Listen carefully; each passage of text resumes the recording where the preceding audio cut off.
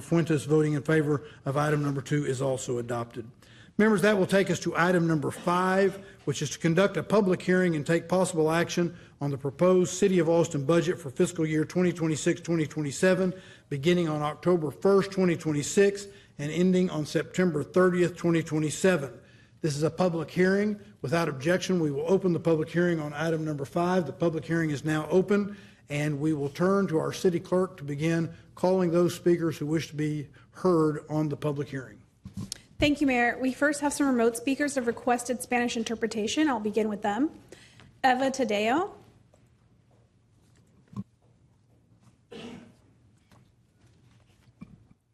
Sí. Bueno. Please. Puede empezar, señora Toledo.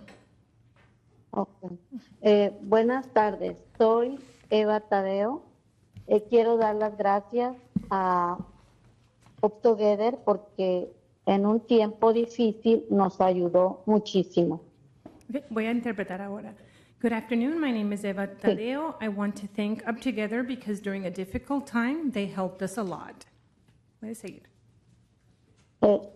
Nosotros tuvimos un accidente automovilístico y mi hija fue la más afectada. No puede hablar y empieza a dar pasitos. Okay, un momento. We had a car accident and my daughter was the one affected the most. She can't talk and she's starting to take small steps. Y a consecuencia de eso, yo no puedo tener un trabajo con horario porque yo la cuido. Cuando me hablaron de octubre, Because of this, I can't have a job with a set schedule because I'm the one who takes care of her. Puede seguir. Cuando me hablaron de Up Together, fue de mucha bendición. Con la ayuda, modifiqué el baño para poder bañar a mi hija. Gracias. When I heard about Up Together, it was a big blessing. With their help, I was able to modify the bathroom to be able to bathe my daughter. Puede seguir. Y sí me gustaría que así como nosotras nos ayudó la subvención de estabilización familiar, pueda ayudar a otras familias. And I would like that just how the Family Stabilization Grant for Families helped us, it could help other families as well that also need it. Que también lo necesitan. Muchas gracias de antemano. Thanks in advance. Rosie Alvarado. ¿Puede empezar, señor Alvarado? Hola, buenas tardes. Mi nombre es Rosy Alvarado y quiero dar gracias a tu Weber, ¿verdad? Porque yo recibí pagos también por un año de parte de tu Weber. En ese momento yo estaba pasando por un tiempo muy difícil económicamente. Un momento. So, hi, my name's Rosie Alvarado, and I received monthly payments of help from Up Together for up to 1 year from the Family Stabilization Grants. At that time, I was going through a very hard time. Puede seguir. Mi esposo tenía poco tiempo de haber fallecido de un ataque al corazón. Tenía muchos biles que pagar y tenía muchos pagos de mi casa acumulados y no sabía cómo le iba a hacer ni cómo iba a hacer para pagar porque él era el que sostenía y solventaba todos los gastos del hogar. Okay, un momento. And at that time, my husband had passed from a heart attack. And we had a lot of bills and expenses, and I didn't know what I was going to do. And the bills were adding up, and I had to pay I had mortgage payments. And I did not know what I was going to do because he was the one who took care of all these bills and paid for all the expenses. Pero su supervivencia familiar llegó a mí cuando más lo necesitaba y fue grande para mí, fue un milagro, fue una ayuda muy grande donde poco a poco pude cada mes pagar las deudas que tenía pendientes. Yeah, Family Stabilization Grants was a miracle to me, and they helped me to be able to, little by little, pay my debts that I had pending. Y quiero que así como fue para mí de gran ayuda, sea también para más familias con necesidades sean beneficiadas. Hay mucha necesidad en este tiempo tan difícil. Les agradezco con todo mi corazón toda la ayuda que me brindaron. Muchas gracias y Dios les bendiga. Yes, and just like they helped me in such a difficult time, I hope they can continue to help other people during this difficult time. It would be good to keep helping the community because there's a lot of needs right now, and I appreciate everything they've done for me, and God bless them.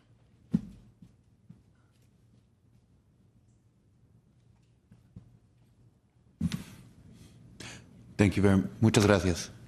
Maria Zavala.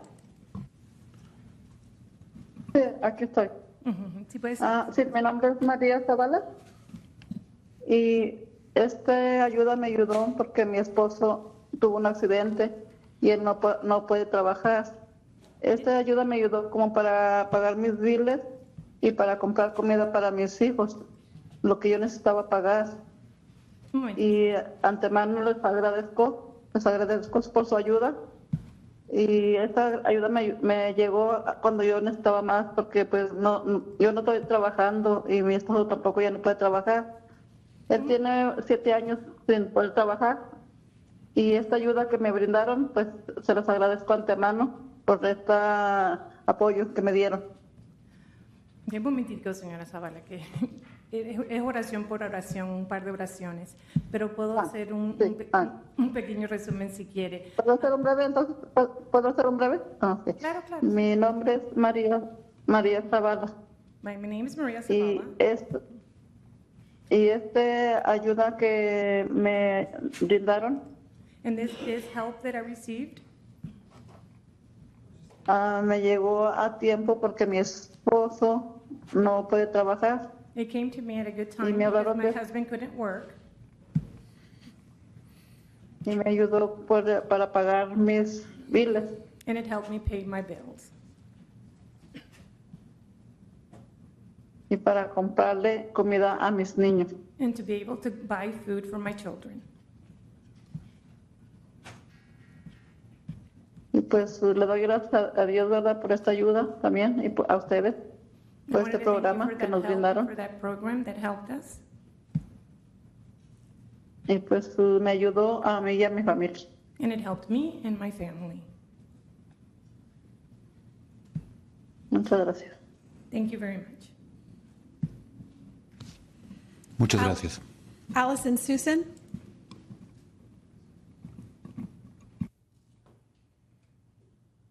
Allison. Good afternoon, Mayor and Council. Good afternoon, Mayor and Council members. My name is Allie Susan, and I work at the Safe Alliance. And in my role, I work with young people through our CARES and our Supervised Independent Living program. Our CARES program serves young people who have experienced sex trafficking and exploitation, and our SIL program serves young people aging out of the foster care system. These programs are deeply connected through SAFE. Young people leaving foster care without stable housing or trusted adults are especially vulnerable to exploitation. SIL builds the stability that reduces that risk, and CARES responds to the exploitation when it occurs. Trafficking has long been invisible in Travis County, not because it wasn't happening, but because it wasn't being seen. In 2024, only 9 cases were identified countywide. Because of the training, education, and partnership CARES, SAFE, and other community partners help build, early identification has increased exponentially since. This is not bad news. It means we're finally seeing a problem that was always here. The scale is significant. Each year, about 1,200 to 1,500 young people age out of foster care without permanency. In Travis County, it's roughly about 100. And trending, we often see young people come to Austin believing there's more resources here and fleeing for stability. What I want to bring to this council's attention today is this need cannot be met by SAFE alone. We work closely with other community partners, LifeWorks, Austin Police Department, broader network of partners that provide mental health care, housing, and basic needs. my ask for you today is that you continue to support the system to operate as one interconnected system. And when funding is Ashia Papari.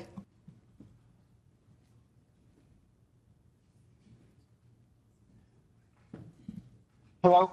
Good afternoon, Mayor and Council members. My name is Ashra Papari, and I'm a UT Austin student and candidate for Texas State Representative in House District 49. I ask you to spare us the speeches about justice, spare us the statements about healing, spare us the carefully crafted condolences. If your thoughts and prayers are with the family of Anthony Williams II, while your budget is with the police, then your priorities are clear, and so are ours. Vote against raising the police budget. You are asking the people of Austin to pour another $24 million on top of the more than $500 million already allocated into the Austin Police Department, while working people are told to settle for less everywhere else. Less housing, less mental health care, less public transit, less investment in our neighborhoods, less hope. Somehow, there's always money for police, but never enough for the people. On July 24th, Antonio Williams II, an unarmed black boy, was shot and killed by Austin police. Instead of accountability, we got excuses and victim blame. Chief Lisa Davis ought to resign or be terminated by the city manager for her failure in leadership in supporting killer cops over an innocent child. The officers involved should face a full criminal investigation and be prosecuted for the murder of Antonio Williams II. A badge cannot mean immunity. Let's stop pretending this is just another budget vote. Police are and always have been the tangible embodiment of state violence. They exist to preserve an unequal status quo, to protect wealth, power, and property. Time and again, they have brutalized protesters, terrorized marginalized communities, escalated situations that never should have become violent, and demanded endless funding while delivering less and less public trust. They are stuck with cowards, armed to the teeth and ready to harm and kill the community. Hold up. City Clerk, could you ask them to pause for just a second? Folks, when...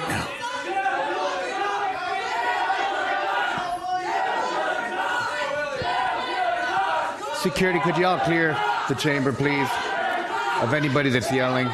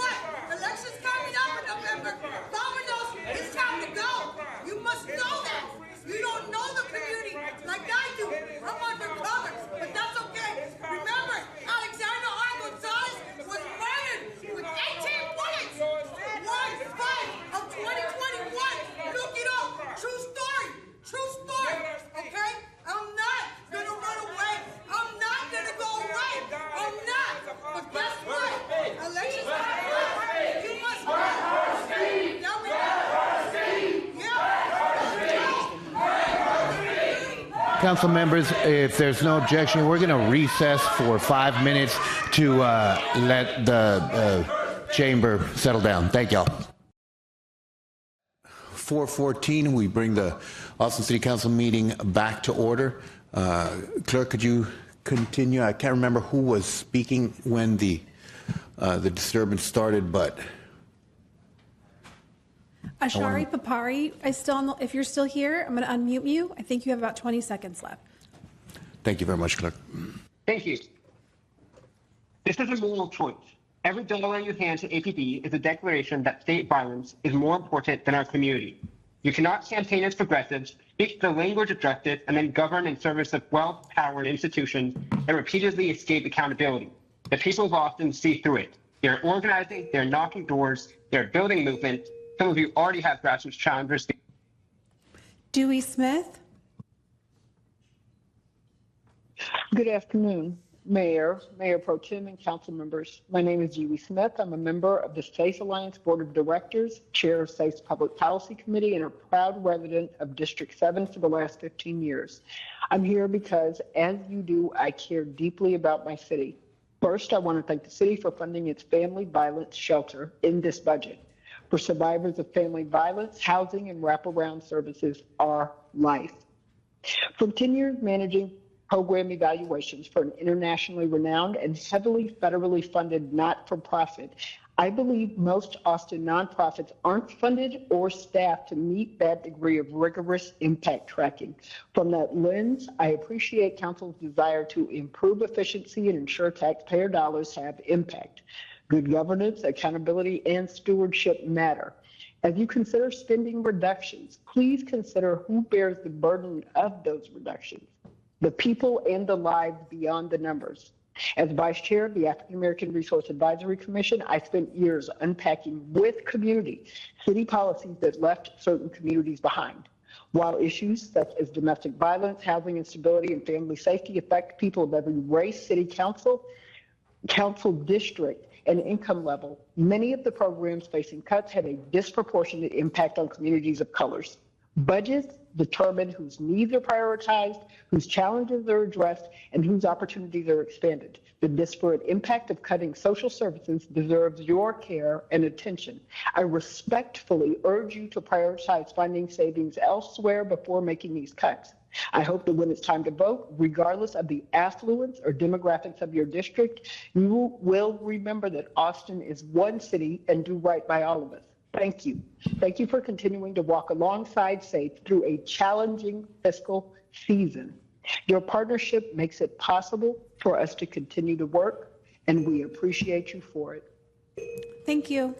Lynn Williams.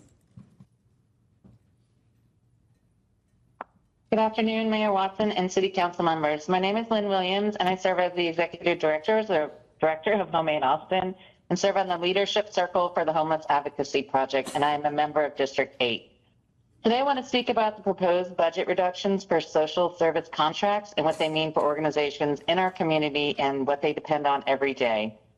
During our mission to build and renovate housing facilities for nonprofit organizations, we serve neighbors experiencing or at risk of homelessness, and that gives us a unique perspective as we work alongside dozens of providers across our city, and we see firsthand what it takes to keep those doors open. When funding is reduced, the nonprofits don't simply tighten their budgets, they make impossible choices. They serve fewer families, reduce critical programs, delay repairs, and stretch overextended staff. The need doesn't disappear, it just simply becomes someone else's emergency. Safe Alliance is one example. They work protecting survivors of domestic violence, sexual assault, and child abuse, which doesn't happen in isolation. It is deeply connected with homeless prevention, family stability, and public safety. And when organizations like SAFE are forced to do more with less, the effects are felt throughout our entire community.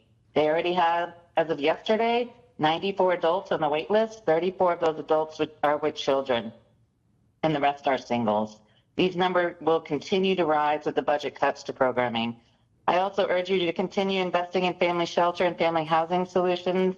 We meet families who are doing everything they can to stay together, yet they're simply not enough places where they can find safety to begin rebuilding their lives. We know the need is growing. We know that stable housing and the function for better health, educational success, employment, and long-term self-sufficiency starts there. As of today, the family shelter, the Rathgeber Family Shelter for Salvation Army, has a wait list of 117 families, which equals 451 people. As you consider this budget, I ask you to remember that these organizations are not simply lying. Cassie Sodegren. Good afternoon. My name is Cassie Sodergren. I'm a resident of District 6, and I'm calling today in support of the community investment budget because I believe Austin's budget should reflect community values, and I'm concerned about the proposed increase in the Austin Police Department's budget. When we invest in housing, public health, workforce development, youth programs, and social services, we are preventing crises before they happen. The police are not prevention. Just last week, APD murdered a teenager having a mental health crisis. Preventative investments are what make our communities healthier and safer, and they are the fiscally responsible choice because addressing problems early costs less than responding after people reach a crisis. In the case of last week, it cost us a life. The police are not effective for our well-being or for our budget. Public safety is not just about emergency response. It is also about making sure people have stability, opportunity, and support. I urge council to protect social service contracts, invest in affordable housing and prevention, stop giving money to the police, stop the expensive, inhumane, and ineffective camp sweeps, and support the community investment budget. Thank you. Katie Manger.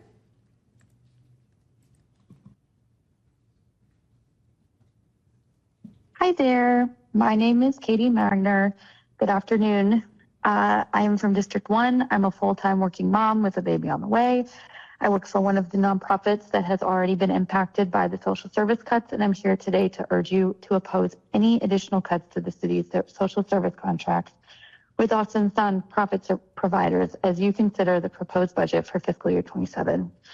This is a time when our community's needs are growing. Nonprofits are already facing unprecedented financial pressure. Across Central Texas, more than $42 million in federal funding has already been cut, frozen, or at risk, in addition to all the cuts that we've already endured from the local government. Most organizations have already reduced staff, laid off staff, reduced services, or cut the number of people that they would serve. Every dollar that we invest in prevention saves taxpayers far more down the road. High quality early childhood education reduces future spending on remedial education and involvement in the criminal justice system. Workforce development and English language education help residents secure high paying jobs, which strengthens our local economy and tax base. Family support, mental health services and case management reduce costly emergency room visits, homelessness, child welfare involvement, and crisis response. When we cut social services, the needs do not disappear. They simply become more expensive, urgent, and difficult to meet. We shift costs from prevention to crisis intervention, from community-based organizations to emergency rooms, law enforcement, shelters, and other public systems that cost significantly more and are already at capacity. Austin's nonprofit sector is one of the city's strongest partners in delivering efficient, cost-effective solutions. Protecting these contracts isn't just about supporting nonprofits. It's about making fiscally responsible decisions that strengthen our economy and improve outcomes for families. I urge you to reject further cuts to social service contracts and continue investing in organizations that save taxpayer dollars by preventing crises before they happen. Thank you so much. Mira Vedras. Good morning, Mayor and Council. I know it's not really morning, but it's always a good morning in Austin, Texas. My name is Mira Vedros, also known as Gumbo. I am one of the co-chairs of Austin Democratic Socialists of America and a proud rank and file member of AFSCME 1624. And I was going to be, I guess, more tepid with what I said. And then you kicked a bunch of people out of the chambers for rightfully protesting the police murder of Anthony Williams last week. So it's really simple. We do this every year, and we're all getting tired of this. Y'all are tired of this. Just don't give APD more money than what is contractually required. HB 1900 means that we can't ever take that back away from them. So why give it to them? Fund social services through Austin Public Health. Give us a progressive cost of living adjustment for the city and the union. Give us a progressive minimum wage increase. Preserve our benefits. Don't let executives travel. Enforce the telework policy fairly. And also don't spend money on automated license plate readers because, again, any money we spend on the police budget and on mass surveillance does not stay in the city. The only safe data is data that's not collected. So just stop giving the cops more money than they need. Please, it's very simple. Thank you. Fuck ICE. Fuck the police. I yield my time. Reese Armstrong.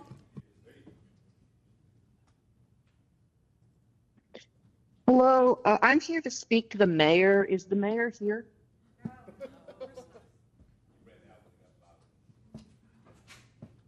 Excuse me, can you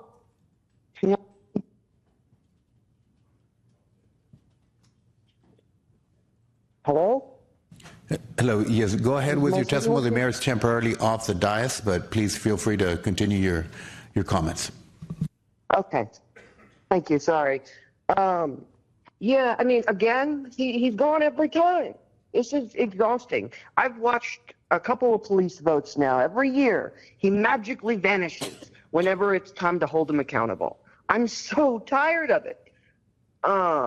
We do this game and charade every year. We have hundreds of people come out and tell you to vote against police increases right after someone gets murdered or something happens. It happens every year. And all you do is rubber stamp it in the end. You never listen to us. It's exhausting to watch the police budget climb and climb and climb, knowing we'll never get that money back. The only way we'll get that money back is through inflation. Like, that's not a reliable source to hold our budget against, and we're watching, creep up from 30%, ever closer to 40%, to 50%. And at a certain point, we're gonna start seeing austerity really set in for the social services that actually matter. We know poverty is the root cause of crime, and the police do not solve poverty. So we should be solving crime by actually reducing poverty by investing in social services and not playing this game and dance, like this dancing game where we just give the police more and more and more and more of our money because it makes our friends rich. It's exhausting. Someone just got murdered. And we're still going to vote for an increase? Again? Shameful. I yield my time. Henry Anthony Dushid.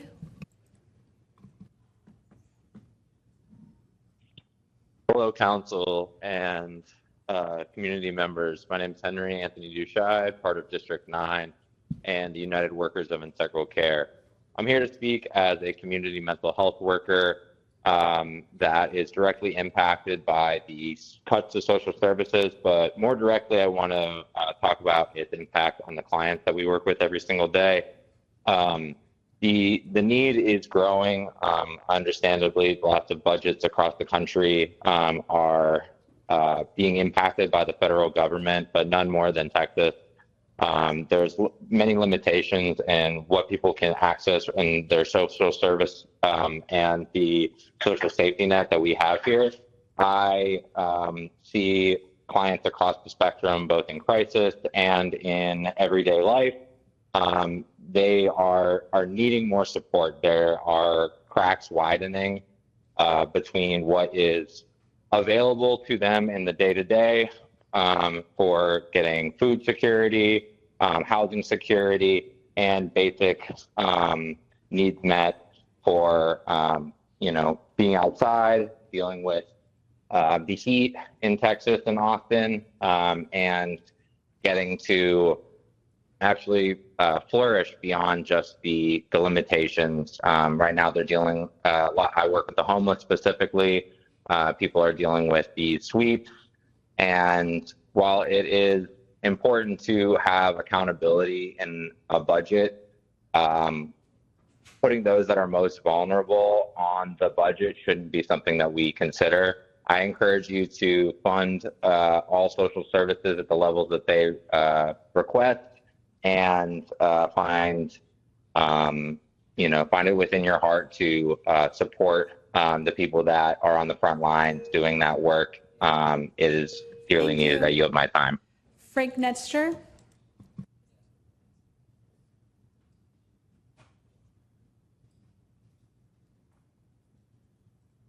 Frank, are you there? Howdy. Hi, yeah, I'm here. I'm calling because I am sick and tired of this police budget going up and up every year. You're talking out of both sides of your mouth. We have a budget crisis. We need to institute austerity. We need to cut social services. My power goes out constantly. People who save my life are linemen and social workers, EMTs, firefighters. You know who I'm never gonna fucking call are the cops. Member of Texas State Employees Union, and I'm loud and proud District 1. And what I want are safer streets, cleaner air for my kid to play in, cleaner parks. And I definitely do not want someone to show up at a park in the middle of the night and shoot a fucking kid. We need to do better than that. We can do better. We can pay your employees what they deserve. Give them cost of living adjustment. Pay our social workers. We're helping our most vulnerable avoid heat death out in the fucking street. I'm asking that you do not increase the police budget. All they do is use it to buy things like Block and stock ex-girlfriends. You can't claim to be in favor of protecting immigrants and in favor of reproductive justice and also institute funding for the people that hunt down our immigrant neighbors and people seeking abortion care. That is insane. I do not like the future that you are presenting for my daughter, for my family, for my neighbors, for my friends, for my coworkers. You can do better. Just don't give them more money. Tired of calling about it year after year.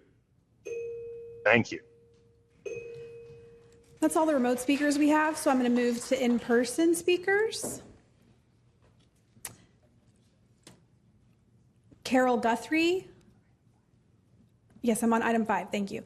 Carol Guthrie, Cynthia Simons. Cynthia, are you here? Yes. Is Ben Zedeby here? Okay, you'll have 4 minutes. David Cruz.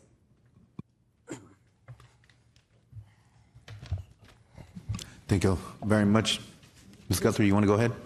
Yes. Good afternoon. Well, I wish the city manager would have been here. I'm speaking as the business manager for AFSCME Local 1624, and I wanted to thank the city manager for working with us and finding enough money for a small cost of living adjustment. And I want to thank all of you who also supported that. And we only have one little thing that I would like for you to consider. We did not get the progressive COLA, and what that is like any employee that makes, I think it's $49,317 or below, would get a flat rate of $1,470, and that is the MIT, that would bring them up to the MIT living wage rate. It is tough times out there. Trying to make a living on $20 an hour is really hard. So I hope that you can look hard and find just a little bit more money so that we can help the most vulnerable employees we have. Thank you so much. Thank you very much, Ms. Guthrie. Hello, everyone, distinguished council members. My name is Cynthia Simons, and I am the first vice president of AFSCME 1624. I'm going to trail Carol in there and saying that we would really appreciate it if you all could find the money for the COLA. Some of the workers, you know, they're living paycheck to paycheck. They can't even afford daycare and their rent, but they are part of, you know, the intricacies of the city and making the city run. So we need to make sure that staff are being paid what they need in order to take care of themselves. Next, I'd like to go over to the social services cuts, around $26.4 million being estimated.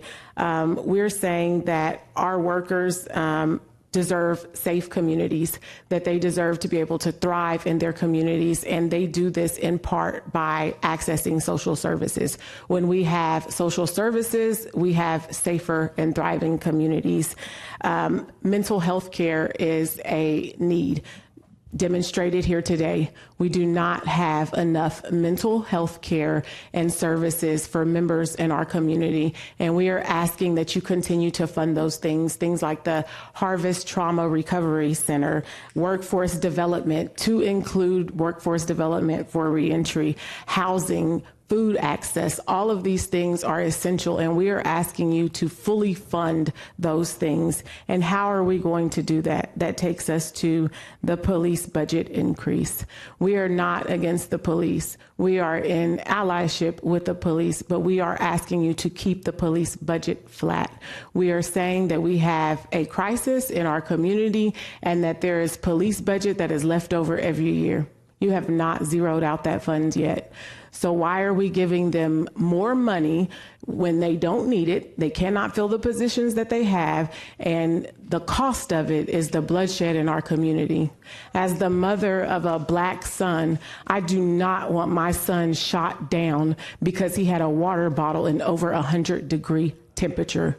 We have to do better, and we have to continue to build on the investment and the leadership that this city council has already demonstrated. You have demonstrated that you care about mental health. You have demonstrated that you care about families, that you care about keeping them together and in the community. We are asking you to continue on that chart. We are asking you to not backpedal in the time of budget deficits and stop investing in the things that have made our community safer, that have reduced the violence in our community, that have brought down homelessness, that have brought down the rates of family separation, that have helped with the criminal legal system. We are asking you to continue to take that forward instead of investing more money into police and bringing us 10, 15, 20 years back into crises and social determinants that do not make our community safer. You have the leadership, you have the power, and you have the authority to do that, and we are trusting you to make those good decisions.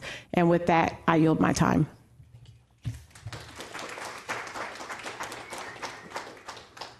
Good afternoon. My name is David Cruz. I'm a board member of AFSCME 1624, representing over 4,000 members who work at the city. I'm here on my own time. AFSCME members are asking for a wage raise that works for everyone. That means a flat cost of living increase for our lowest paid employees. I want to reiterate what my union sisters have already said. AFSCME is asking for a progressive COLA. We also stand with our coalition partners in asking for the community investment budget. These programs are not optional for thousands of Austin residents who we serve. Working families will need to make difficult decisions to make ends meet if you yank away these programs. As public servants, we understand the constraints on our budget. We know that there are hard choices to make, but those hard choices must be shared by everyone, not just working people. We urge you to find cuts in bloated consultant contracts and outrageous executive spending. This spring, AFSCME fought a campaign to stop the one ATS consolidation. One demand of that campaign was to end a non-competitive, unsupervised consultant contract. Despite our warnings, management proceeded unabated without proving any cost savings. That isn't efficiency. It's untransparent and reckless. Management has not proved they're willing to make the sacrifices they're asking of working people. Through the Stop Oats campaign, we discovered an ATS leader had spent $14,000 on travel in a single year. If one executive took one fewer trip each, it could save a social services contract. That's what it would look like for city leadership to make hard choices. And they have not shown they will do it on their own. AFSCME is looking to this dais to hold them accountable. City management is asking you to make difficult decisions in this budget at the expense of our community's most vulnerable members. It's only fair to ask management to do the same. Thank you. Andy Brower. Andy, are you here? Is Jesus Gonzalez here? Yes? Was that a yes? Okay. Then you'll have 4 minutes, Andy. Then Denise Molina, Cole Weaver, and Leslie Varghese. Hi, my name is Andy Brower. I'm with Central Presbyterian Church, and I am the leader of the Homeless Advocacy Project. I work downtown at 8th and Brazos, and I work with people who are unhoused and very vulnerable and at risk every day. I'm here to talk about homelessness. I'm here to talk about the city's response. The recommendations that we have, actually, I have handouts. I don't know. Peter, I don't know if you could, I'm sorry, I have some handouts I want to provide with some recommendations. Mayor Watson talked about the study that is going to happen and that wants to know if we could do things a little bit better and if we could be more efficient and effective. I believe we can, and I have some recommendations, and I really hope you guys will take a look at these. First of all, we're spending millions of dollars on homelessness, and we don't have a comprehensive plan. If you look at the city's website, it points to a 2018 action plan to end homelessness. Nobody's using it. We're spending millions of dollars, and we have no plan. Let's get a plan. Direct the office of the HSO to create a plan and work with the community to make sure that the dollars are flowing in a strategic direction. But the first priority that we have for HAP is family homelessness. I'm going to repeat what Lynn Williams said, one of our other leaders. 94 families on the SAFE wait list, 59 kids are in unsafe places right now at SAFE. At the Salvation Army, 117 families on a wait list. These are just the folks that got on the wait list. I think we should prioritize homeless kids in this city. I don't think kids should have to sleep in cars or in unsafe places or in tents. I hope you guys agree, and I hope that you will make the same effort that we're making in the city to try to build shelters for single adults. I also wanted to talk about shelter prioritization because we're spending millions on shelter, and I want to make sure that they're fair and accessible to everybody. Currently, they're not. We have one bed for every 5 people in Austin. The handout that I give you is going to show the way we do it now. We have a very limited resource. So in my opinion, if we have a limited resource, we need to use that very wisely. In our current system, it's first come, first serve. If you're pregnant, if you're elderly, or if you're sick, you're going to still be waiting for your number to be called. Most people who are homeless don't have a phone. So when your number is up, they can't get to the shelter. I've been talking about this issue for at least a year or two. All we have to do is direct the office to do it. It doesn't even cost anything. So I hope you all will consider it. This is also what the National Alliance to End Homelessness told our city 8 years ago, and we never implemented it. It's really, really concerning to see vulnerable people coming into the church regularly, just hopeless. I've met with a lot of your staff. I've said the same thing this year. I hope that you'll consider it. The third issue we want to talk about is camping in Austin. We know that a lot of people are camping in Austin. We know it's illegal. We also know it's still happening. They're being moved, but they really have no place to go. Some of them are being offered shelter. Most of them are not going in that shelter. I heard that $702,000 was spent from May to June on this effort. We all know that folks are going right back there, so it's just a shell game and it's an endless cycle. It's really not ethical, I think, to tell people they have to move, but really not give them anywhere to go. So we have a tool in our toolbox that we're not using and we refuse to use, and that is that plan that the state allowed cities to apply for through the Housing and Community Affairs to camp. I know it's not ideal. I know it's not what we set out to do many years ago, to house all our people, to end homelessness. But the reality is there are still people who are homeless. People are going to continue to camp. Let's recognize the reality. The constables they have that was 4 minutes? Wow. Okay. I'm going to pass these out. Thank you very much. Thank you.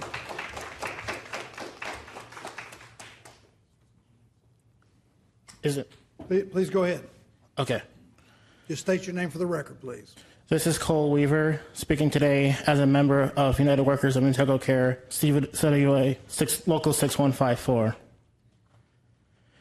It's a shame to see that this council hasn't learned much from the police contract vote back in 2024. The community told you all back then how the astronomical increase to APT's budget would lead to cuts with both the city and social services we rely on daily. We also saw the writing on the wall that state and federal funding cuts were coming. Then, in 2025, as much as I and several other labor organizers desperately wanted Prop Q to pass, it failed, leading to the era of economic austerity we're in now. Despite all of that, now this council wants to further invest into a police department that just got away with violently murdering Antonio, a child. By the way, it absolutely disgusts me that Antonio's obvious cries for help was interpreted as a request to have APD come execute him. However, even if we were to believe this nonsensical suicide by cop claim, do y'all know what happened when I actually tried to die by suicide via cop? My life was spared by mental health responders. They followed protocol to de-escalate and not once put out weapons on me. Why couldn't Antonio have been given the same dignity? If this council wants to do right by Antonio, do not raise APD's budget by 1 penny. It's not too late to protect the social services we have left. And if all my public comments fall on deaf ears, The community is still paying attention to this council, and they will vote accordingly, especially as the demonstrators just said to y'all. Thank you.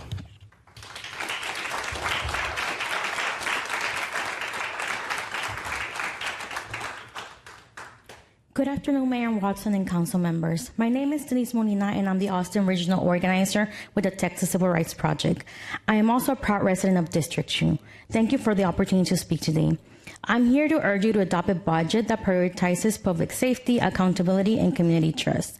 First, I urge you to create a joint communications department and move civilian dispatch out of Austin Police. Emergency communications are one of the most important services that our city provides. Every resident deserves to know that when they call 911, their situation will be addressed independently and that response will match the emergency. A civilian-led communication department would improve coordination across city departments, increase transparency, and help ensure right responders are sent to the right cause. Not every emergency requires an armed law officer. Mental crises and welfare checks and many quality to life calls require specialized professionals trained to de-escalate situations and connect people to the services they need. Create an independent communications department is a meaningful step towards building a smarter, more effective public safety system. Second, I urge you to keep the police budget flat. Austin does not need more police funding. We have made significant investment in policing. The question before us is not whether we can spend more, it's whether we are investing in what actually makes our community safer. Last week, our city witnessed a heartbreaking tragedy when the Austin Police Department fatally shot a teenager during what appeared a mental health crisis. That loss of life is devastating, and it's a painful reminder that increasing police funding does not guarantee public safety outcome. Instead, it highlights urgent need to invest in systems that can better prevent these tragedies from happening in the first place. Finally, I urge you to strengthen City Council oversight of the police oversight. Strong oversight is essential to public trust. The police oversight exists to provide independent accountability, increase transparency, and ensure that concerns raised by our community members receive meaningful review. Strengthening Council's oversight of the police oversight reinforces public confidence. Thank you.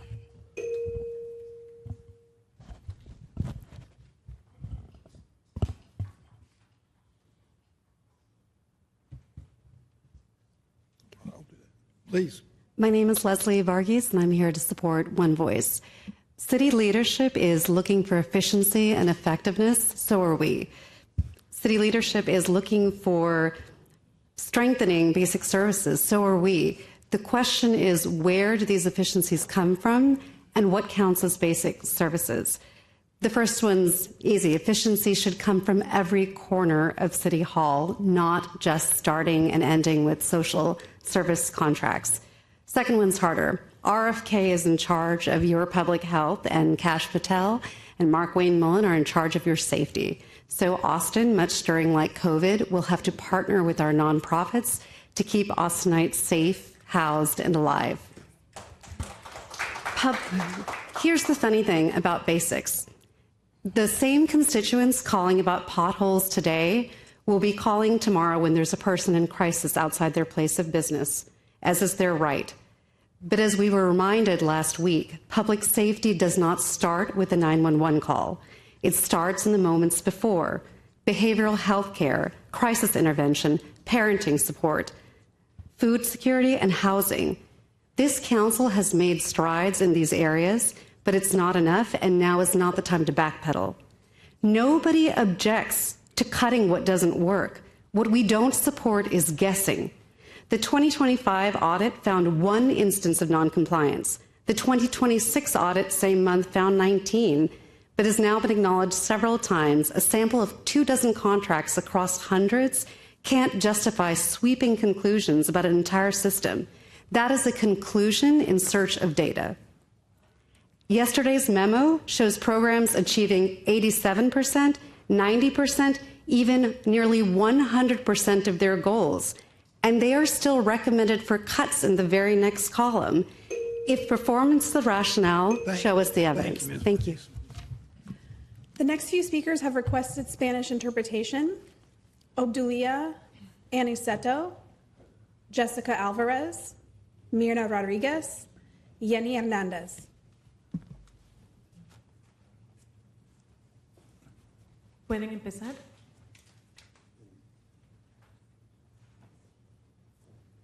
They here? I'm not seeing anyone. Continuing on, Dr. Rosa Maria Murillo. Doctor, are you here? Is Jalsna Thomas here? Yes. Okay, 4 minutes. Gustavo Martinez, Jaye Maverick.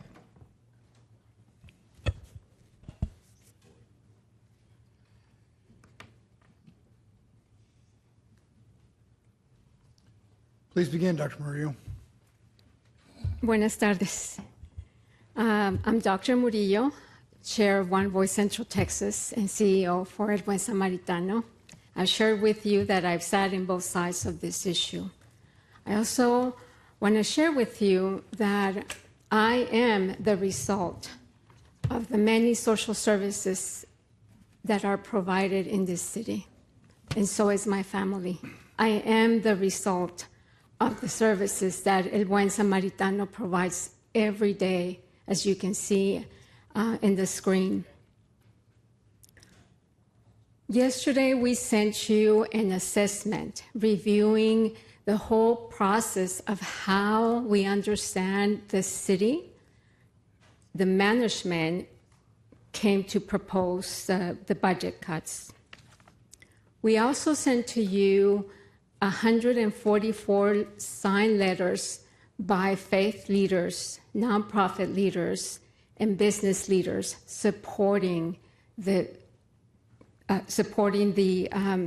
restore the proposed $5.1 million in social services reductions. I respectfully request that you oppose those reductions in fiscal year 27, and I want to make sure we don't forget about fiscal year 28. Going back to the assessment, after comprehensive review of the public record, our assessment concludes that these reductions have not demonstrated to be the last resort after operational efficiencies were evaluated. The public record also does not demonstrate that these recommendations fully reflect the priorities many of you consistently articulated through this budget process. I pose to you that the assessment to propose the budget cuts, it is not credible. The staff recommendation proposing elimination of 77 contracts out of 155 is not acceptable. There are important questions that remain. Some contracts appear to be missing altogether, and some of the proposed programs to be cut have strong performance records. It makes no sense. Programs like early childhood, academic advancement, programs serving children in need of mental health services are proposed to be cut. This is a critical issue facing our community. I will remind you that nonprofits already have experienced a 10% cut this year. At El Buen, in fiscal year 26, our social services programs were reduced by 10%. And out of Austin Housing, we experienced a 25% reduction, translating into $1 million, translating into 150 families not receiving support for eviction prevention, as well as 100 families in District 4 not having access to food. It is difficult to understand how these proposed cuts were reached when we have not seen the analysis showing how the evaluation criteria were applied, how community impacts were weighed, or how some high-performing programs were cut. Thank you. Yes, sir. Please state your name for the record. Thank you. My name is Hans Maverick. Mayor Watson, Mayor Pro Tem Vela, council members, thank you for the opportunity to testify today. I live in Council District 10, and I'm a policy and research organizer with Grassroots Leadership, which is a member of the Community Investment Budget Coalition. We support the CIB because we want the city to promote programs that help people who are impacted by the criminal, legal, and immigration detention systems. Today, I would like to add my voice to the many who have spoken out about the killing of Anthony Williams last Friday within the context of the city budget that is now under consideration. His killing represents a profound betrayal of the trust that Austin residents have placed in law enforcement. The avoidable death of a 17-year-old black kid on the East Side illustrates a kind of delusion that permeates our society's approach to people whom we perceive as dangerous. Anthony's death is but a symptom, granted a tragic and heart-wrenching symptom, but a symptom nonetheless. It is a symptom of a kind of delusion that causes people to believe that the only effective response to violence is more violence. We need to address the root causes of that delusion. While I strongly believe that greater police oversight and accountability are desperately needed in Austin, I also believe strongly in systems that support people like Anthony and prevent them from finding themselves in the situation he was in. This means 911 calls are routed to people who know how to recognize and deal nonviolently with mental health crises. More importantly, it means that people like Anthony know about and are able to avail themselves of the kinds of services that would have prevented last Friday's tragedy.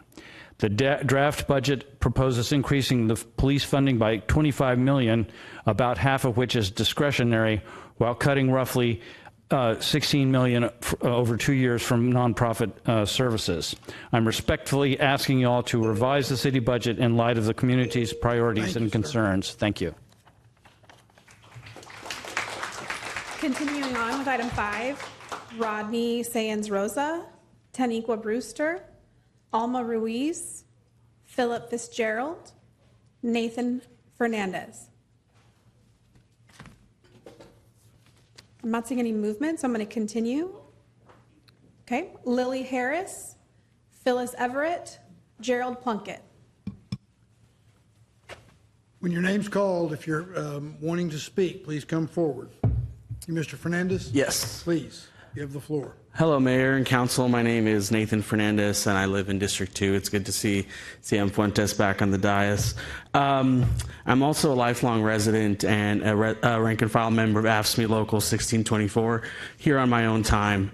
We do appreciate the 3% cost of living adjustment that appears to be built in the budget for city workers, but AFSCME members are, again, asking for a wage raise that works for everyone. That means a flat cost of living increase for our lowest paid employees, those making below the MIT living wage of $23.71 an hour. I want to reiterate what my union siblings said earlier. AFSCME demands a progressive cost of living adjustment, which, as answer to CBQ number 12 says, would only cost actually $5,000 and affect only 107 employees. AFSCME also firmly stands with our coalition partners, asking for the community investment budget to be adopted. Cuts to social services threaten the work of our members, but more importantly, the thousands of residents who we serve. Working families will need to make even more difficult decisions this year to make ends meet if you take away these programs. Our social safety net should never be put on the back burner. Cuts to MCOT, housing, harm reduction, and social service contracts will hurt the residents we serve and make all of our problems worse. Please act accordingly and explore all the tools available, including moving 911 call takers out of APD, removing APD's numerous vacancies, as well as cutting and holding accountable the bloated and outrageous consultant and executive spending that can be used to preserve the programs and services that matter most. And y'all, this is now my third year in a row coming out to tell you that the APD contract of 2024 was going to cripple our budget, and here we are living with the consequences. Thank you.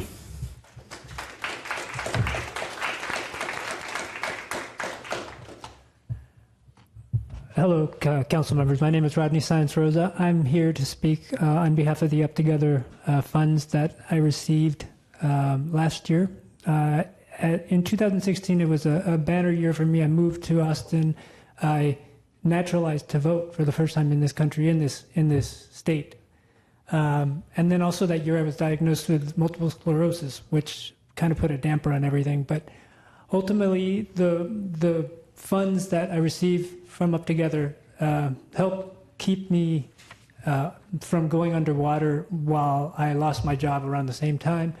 They helped me to keep my home and to stay in Austin and to stay a functioning member of the city, allowing me to participate in the mutual aid groups of which I am a member here in Austin, as well as allowing me to contribute to the community that I've happily become a part of. With the Up Together funds, I was able to keep my home. I had already been dangerously close to being evicted at that point because I lost my job due to my disability. Eventually, I was approved after several years of applying and reapplying for disability, but the Up Together funds are what kept me in that home, in the home that I have still to date, until the disability approval came through and I started receiving those funds. Without Up Together contributing to my income at the time, I would have been homeless. Me and my partner would have been homeless, despite all the assistance of my family, despite all the assistance of mutual aid funds that I also was able to use in that time, which is why I'm trying to make it front and center now, that these funds that you contribute to people like I was in need, it's invaluable, and it helps us to stay functioning in this community and also to contribute in our own way. Thank you very much for everything. Shelby Evans, Alicia Castillo, Emily Witt, Hera Robichaux, Jennifer Robichaux.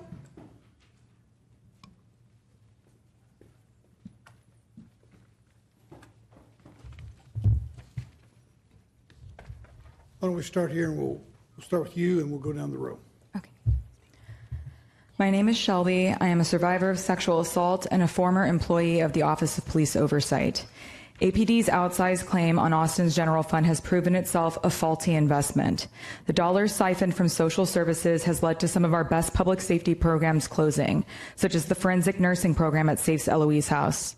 As a survivor without health insurance for the last several years, I would never voluntarily go to a hospital for fear of financial ruin on top of the lack of trauma-informed care. According to SAFE, only about 10% of survivors come forward. If we see an improvement in sexual assault numbers, it is not because we fixed the problem. It will be because survivors like myself are staying silent and harboring that pain in isolation instead of getting the support and services we all deserve. The city relies on OPO for police accountability. Having worked in that office, I can tell you, without independent investigatory power, it has no authority to make change whatsoever. In lieu of the best practice of an independent investigator, the people who do have power need to pay attention, get involved in the oversight process, and ensure that office is well resourced. As a complaint specialist, my peak caseload was around 75 cases on top of admin and data duties. Each case came with a slew of documents and hours of body-worn camera footage that I would review for thorough recommendations that would go to internal affairs and ultimately the chain of command, which they would ostensibly ignore. Looking at the most recent tragedy, the killing of Anthoniel, several policy violations jump off the pages of the 866-page APD general orders that I, a civilian, apparently heed more than officers do. Throwing more money at this problem will not solve it. State-sanctioned violence is not public safety. We need to see real change in the line items of this budget, or you will see real change at the ballot box. Thank you.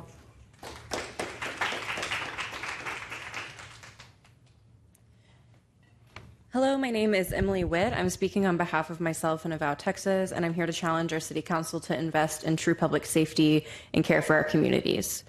We are in full support of the community investment budget, which asks the City Council to fully fund social services and keep the police budget flat.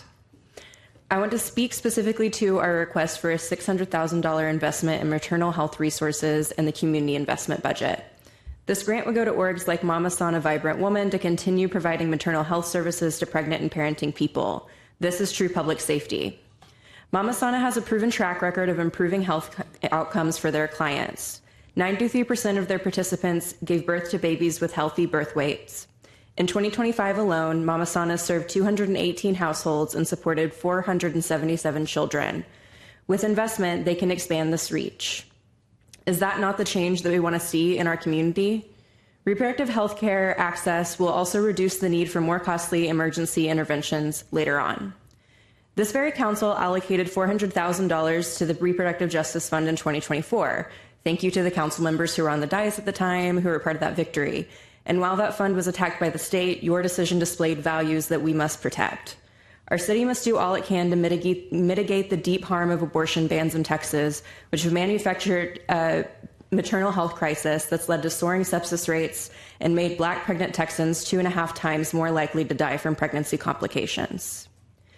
The truth is, APD doesn't know what to do when someone is being stalked, when someone is experiencing domestic abuse, or when someone is having a spontaneous abortion, commonly known as a miscarriage. In fact, we've even seen police in Texas criminalize people for pregnancy loss.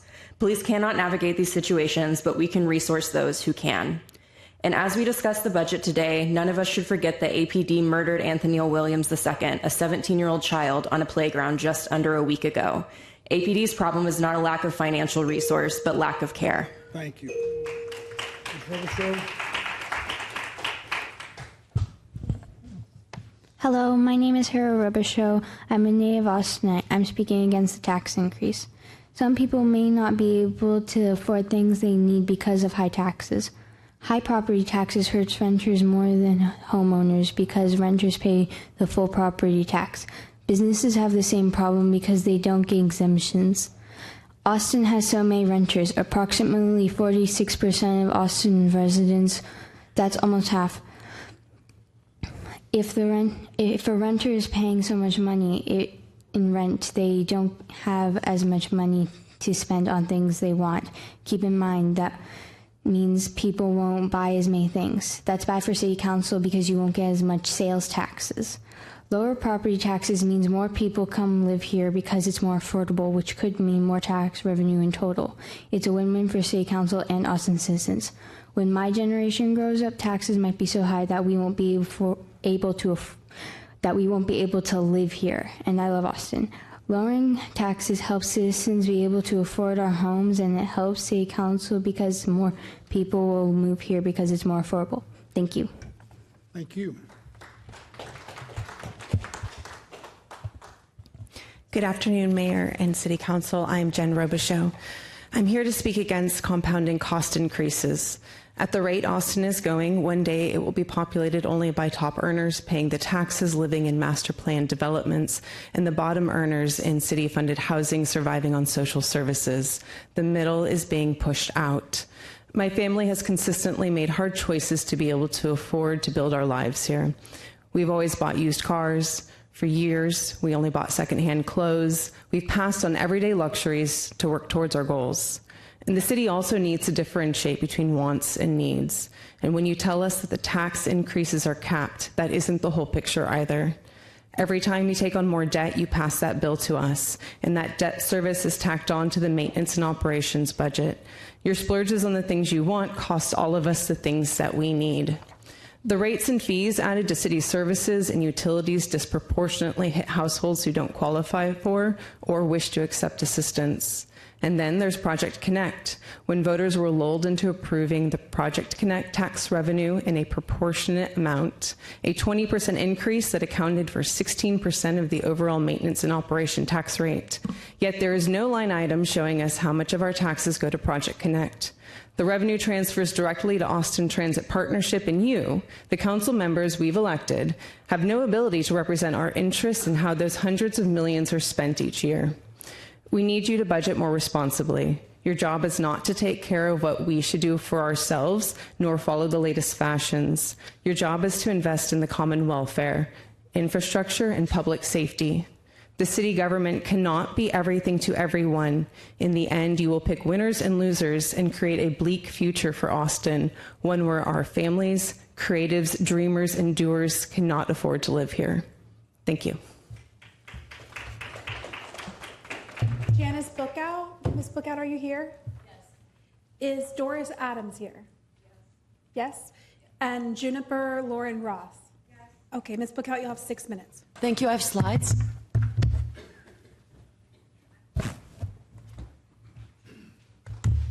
Are the slides going? Okay, there we go. Thank you. Janice Bookout, District 4, speaking for myself only. You're considering, second slide, please. You're considering a $24 million increase for the Austin Police Department and a $25 million shortfall. Next slide. In honor of everyone looking for answers after the death of Anthony Williams, I and a team from Measure conducted an independent analysis of data from the Office of Police Oversight, Officer Involved Shooting Dashboard, and the Open Data Portal for use of force. Next slide. The dashboard left unanswered questions, so we used the narratives and the force of, I'm sorry, that's not, can we go back, please? Can I get a little more time? Thank you. The dashboard left unanswered questions, so we used the narratives and the use of force data. From 2018 to 26, 61% of officer-involved shootings resulted in the person's death.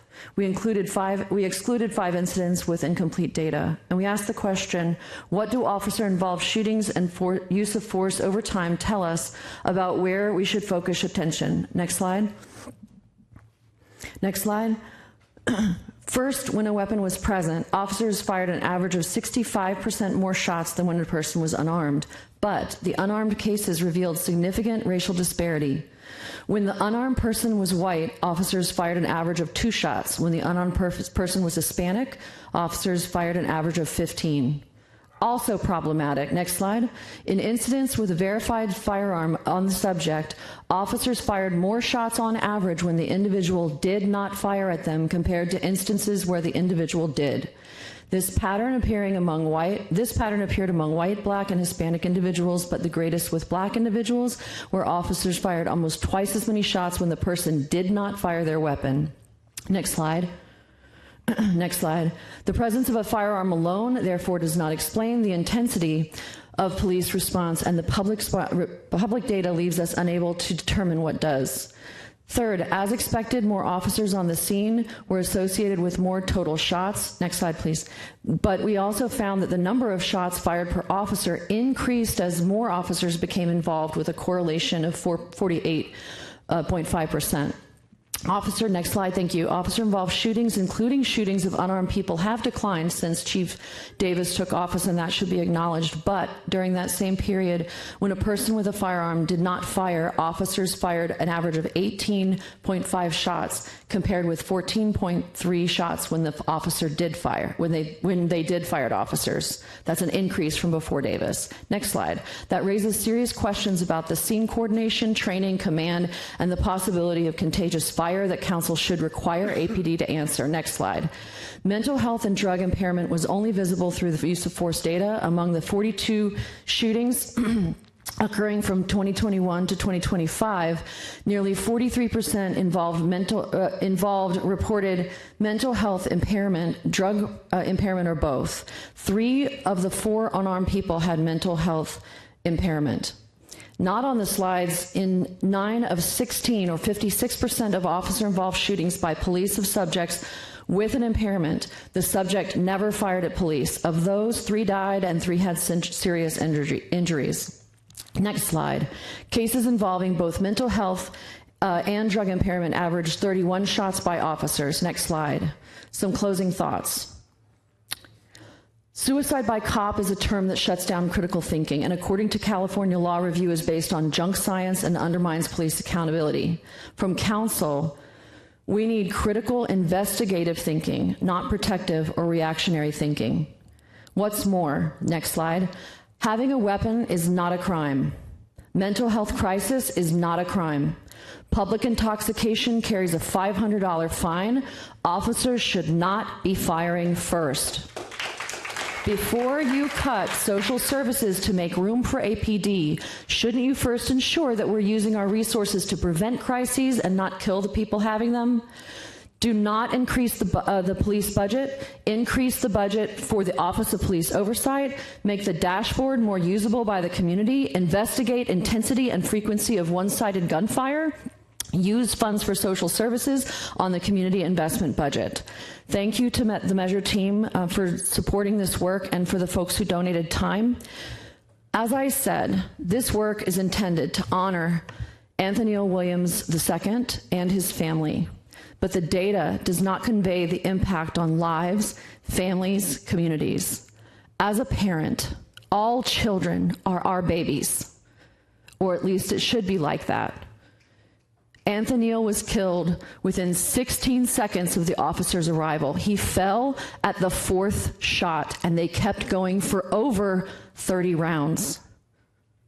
Anthony was our child, killed by police while reaching for a water bottle. We all need to see it, feel it, just like that, and respond. Failure to do so would be a failure of humanity and a failure of your leadership. Thank you. I have a few remote speakers on the line. Jacob Aronowitz.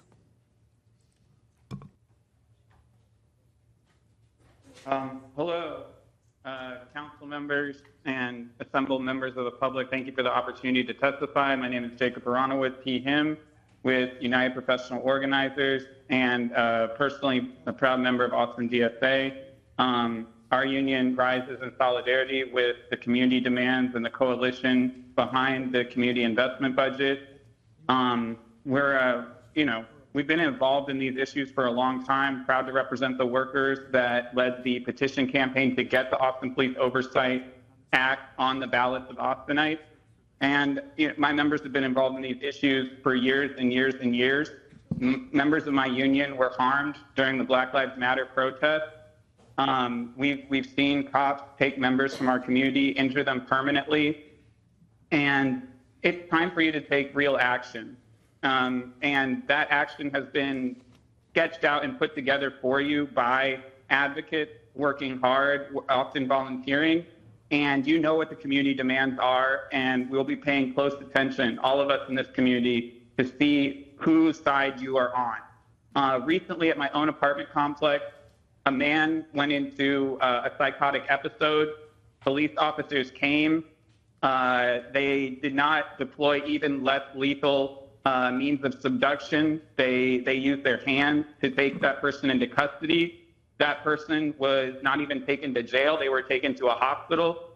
They were out of the hospital in mere hours, back with their spouse by 6 a.m. the following morning. And that person was in a deep state of mental crisis. And as far as I can tell, and I know there are situational differences, but as far as I can tell, the biggest difference between the man in my condo complex and the man, the child that was killed in one of our parks, was the color of their skin. And at this point in the history of our city, I don't know exactly what can be done about that, but there is a lot that can be done about that in the community investment budget. Thank you very Please much. take a look at it. Thank you, sir. Please. Misael Ramos.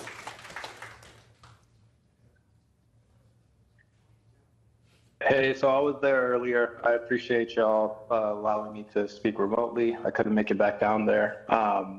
Yeah, it's been a heavy day to say the least. Nonetheless, a lot of stirred emotions coming up with what's going on. 36% of our budget is what APD is taking up. This is all because of a horrible police contract that we agreed to, now serving as an albatross to keep sinking our budget lower and lower and lower, forcing us to cut the actual services communities and people need. I think about, 17-year-old teenager that was killed, 17-year-old, y'all. It's unacceptable. It's unacceptable. This family should not have to bear the burden of these situations just because we don't have the services invested in to provide for those families or individuals who are struggling. Instead, we have chosen to reinvest in a solution that's actually not a solution for everyone. We're told and we're taught that folks are supposed to keep us safe. And that system, as y'all can see, it's not working, right? This is a continuous conversation that happens year over year, week after week, month over month, day after day. And instead of doing something different, we choose to continue to march down the same road. I'm asking for council to choose a different path. Let's march down the actual path that reinvest in our communities, reinvest in the services that our communities need and that our communities want to see. The community investment budget has what we need. And so I ask that Thank you, sir. y'all really look at the line item. Alexis Hirth. My name is Alexis Harth, and I'm a resident of District 6. I am here to testify against the proposed budget, specifically the APD budget increase and cuts to vital social services. I was present at the morning session, and I would like to talk about what I heard. The majority of testimony was from people against the APD increases. This testimony was overwhelmingly from Austin citizens and representatives of charitable groups. Most of them were or represent our most vulnerable neighbors, people from marginalized demographics who have historically been victimized by the police. Testimony for the APD increases is a small fraction of the testimony and largely from special interest groups, people and groups who represent demographics that are privileged to see APD as tech support, as safe, people who see public safety as more people with guns rather than as a network of community care. These people have never felt paralyzing fear during an encounter with police, knowing they can and will kill without consequence. According to the U.S. Bureau of Labor Statistics in 2024, being a police officer is less dangerous than being a cab driver, a courier, a nursing worker, a roofer, a construction worker, farm worker, among many other occupations. Yet these other occupations are not armed with lethal weaponry or broad immunity funded by taxpayers. They are not guaranteed permanent raises year over year, or even basic worker protections or health insurance. By giving APD even 1 more cent, you are sending a message that you serve only the privileged, that you stand with Governor Abbott and his perpetual animosity towards the city of Austin and its people. An election is coming, and all across the country, people are fed up with the police state, the surveillance state, the status quo, and are ready to elect progressive candidates who walk the walk. The APD already consumes nearly 40% of the city's budget, and that money is gone forever. We cannot continue to shrink our remaining budget further. We need to completely refocus our priorities to center food, housing, and mental health services and keep the APD budget flat. If you can't do that, then we will elect people who will. Thank you. Moving back to in-person, Savannah Lee, Jen Cardenas-Hempel, Jeff Dickerson, Catherine McArdle.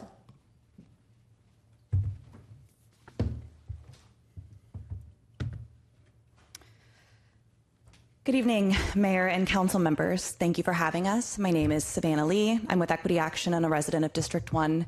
I'm here in support of the community investment budget. Usually when I speak in front of council, I try to stay very measured. I tell you that I'm a trained social worker, that I've been doing work in the justice space for years. I bring you facts and data that prove that public safety cannot just be funding the police with over 1/3 of our available tax dollars. I share my own story of being justice impacted. When I teach other social workers about how to give testimony, I tell them to establish credibility at the beginning so the folks they speak to will pay attention and listen to them. Today, I cannot be bothered to take my own advice. I do not know why we are expected to stay measured and professional in the face of the unspeakable tragedy we continue to see.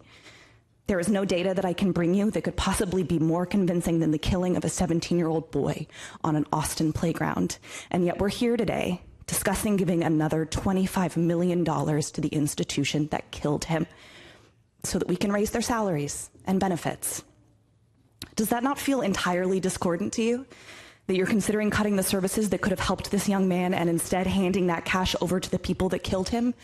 There is nothing I can bring you here that is more stark than that. So instead, I will just say this.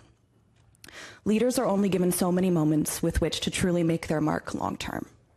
This budget cycle is one of those rare moments for all of you. I imagine you chose this profession for the same reason I did. You care about your communities and you want to make them better. The way to do that today could not be more clear or uncomplicated. Passing this budget with the increase to APD makes this council not just morally bankrupt, but complicit in APD's violence.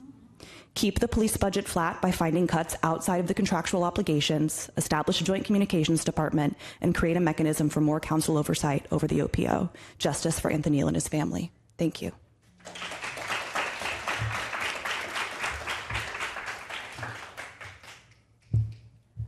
Please begin. Good afternoon, Mayor and City Council members. My name is Jen Cardenas-Hempel, and I lead the Austin Clubhouse, a nonprofit accredited by Clubhouse International and located in District 9. We serve adults with severe and persistent mental illness, and we've done so for the last 16 years. And we are also proud members of One Voice Central Texas. Austin Clubhouse does not currently receive city funding, but I'm here today because we understand what's at stake for the whole sector, not just for the programs like ours. We are an integral part of the critical infrastructure that keeps Austinites out of hospitals, out of jails, and alive. When people with serious mental illness have a place to go, meaningful work to do, and a community that expects them, they stay stable and have a better chance of reaching their full potential. When that infrastructure disappears, the cost does not disappear with it. It shows up in emergency rooms, in the jail system, in crisis calls, often in the communities that can least absorb it. Nonprofits extend what the city can do at a fraction of the cost because we bring in philanthropy and volunteers alongside public dollars. That's exactly why these cuts should be a last resort. I urge you, before reducing social services funding, the city should exhaust its own internal inefficiencies first and ensure any reductions are targeted and evidence-based, not just categorical. We're also asking for real transparency and accountability. Require impact statements from city staff before approving any reductions so city council and the public can see who loses services and what it costs down the line. We ask you to oppose the proposed budget cuts to social services and to treat any reduction in this space as a last resort. Thank you for your time. Please. Good evening. My name is Catherine McCardle. I live in District 9, and I'm here today to again ask you to keep the police budget flat. Do not give APD a penny more than required by that ridiculous Texas law. No excuses about the cost of that new police union contract that some of you voted for in 2024. Find other ways to cut APD's budget down to the minimum required. It can be done if you all have the courage and the backbone to do it. Keeping APD's budget flat has been our message since 2021 when that state law went into effect, and we could no longer ask for you to cut their budget. It was our message last week at the budget hearing when you heard hours of public testimony calling for the community investment budget to support the social services that actually keep people safe.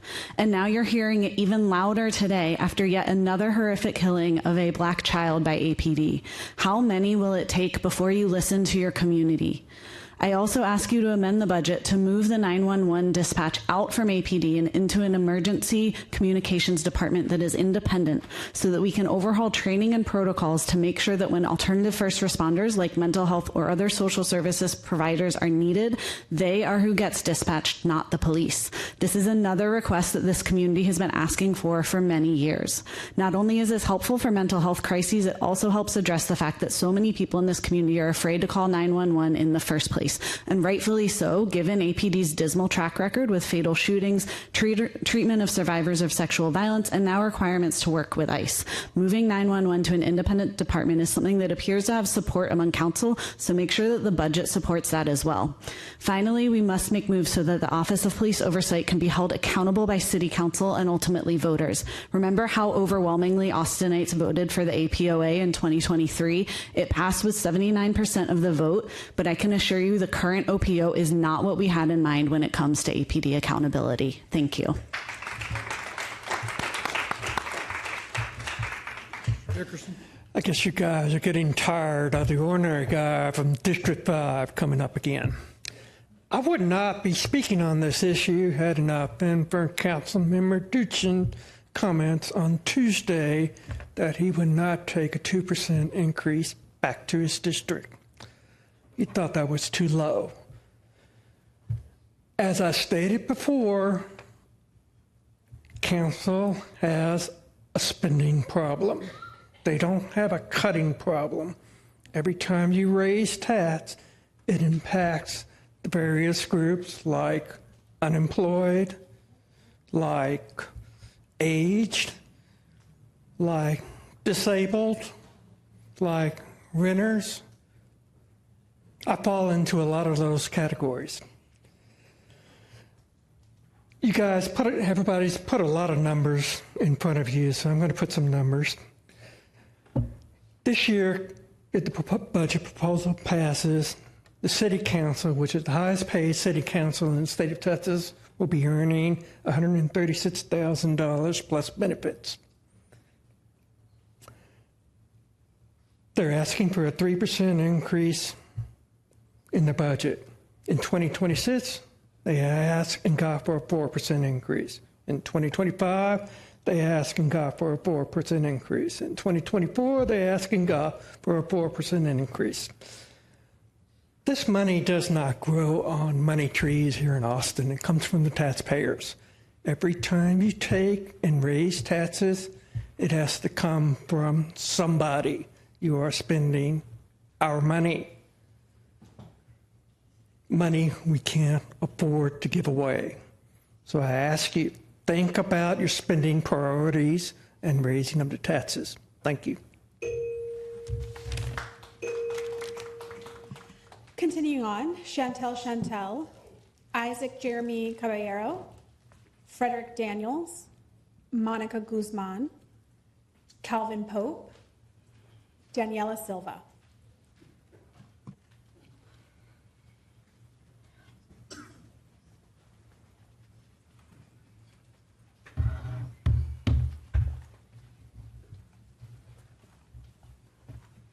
Ms. Guzman, we'll start with you and move down the row. Excuse me. Good afternoon. I'm Monica Guzman, Policy Director at GAVA. I'm reading a resident statement about the Family Stabilization Grant. Buenas tardes. Mi nombre es Obdulia Aniceto y agradecerles a todos ustedes por el apoyo que me brindaron durante un año. Con el dinero que recibí, lo usé para pagar mi renta, comida y biles. Soy una señora de avanzada edad, ¿verdad que no trabajo? Y eso fue un gran apoyo de ustedes hacia mí. Muy agradecida con ustedes y le pido a Dios que lo saque adelante, que lo siga sacando adelante. Micaela, Gisela, a la señora Mónica que me está ayudando en este momento, la señora Erika, que en su momento ella vino a ayudarme a hacer la aplicación y todo eso. Les agradezco mucho todo lo que hicieron por mí. Insto al Consejo a aprobar la financiación para que otras familias también puedan beneficiarse. Gracias. Good afternoon. My name is Obdulia Aniceto, and I would like to thank you all for the support you provided me over the past year. I used the money I received to pay for rent, food, and bills. I'm an elderly woman who does not work, so your support was a tremendous help to me. I am very grateful to you all, and I pray that God helps you move forward and continues to help you succeed. To Micaela, Gisela, Miss Monica, who is helping me right now, and Miss Erika, who came to help me with the application and everything else back then. I am very grateful for everything you did for me. I urge council to approve funding so other families are able to benefit as well. Thank you. In closing, as a District 4 resident, keep the APD budget flat. Do not arm them with funds to kill more children. Please. Greetings. My name is Chantel. I am an Austin native, the Criminal Justice Campaign Manager with Grassroots Leadership, and a mother to Black children. I'm here today because on Friday morning, Austin executed a 17-year-old Black boy named Anthony Williams II for carrying a water bottle. The same day, the city hosted its Safe to Call kickoff meeting. Isn't that quite ironic? Anthony called 911 to report someone else with a weapon. APD arrived 30 minutes later, 30 minutes, and there were no additional calls. Yet it took officers less than 10 seconds to execute him on a playground. One officer even reloaded on his lifeless body. This is what a reactive police force looks like, and we're about to make it worse by giving them $25 million. I want to address something I'm hearing from council, that all of this $25 million is contractual and therefore unavoidable. That's not true. You have choices. You can cut elsewhere in the budget to fit contractual obligations. A $25 million increase to APD is a choice, and we're asking you to choose differently. We have a $300 million in vacancy money. We have options. We can keep the police budget flat and redirect these resources towards prevention, mental health responders, de-escalation training, and healing. So I'm asking City Council, 1, do not increase the police budget. Keep it flat. 2, move 911 out of police department. And 3, move the Office of Police Oversight to City Council so you can hold APD accountable. 4, fund community and care. And finally, transparency and accountability for Anthony Williams and all other lives stolen by APD.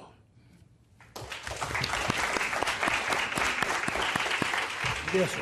Please state your name for the record and begin whenever you're ready. My name is Frederick Daniels, and Mr. Mayor, council members, and I live in District 4, and I have lived experience with homelessness, and I'm just here to say that housing first, harm reduction work, not camp cleanups. You know, cleanup implies the problem is cleaned up, it's fixed.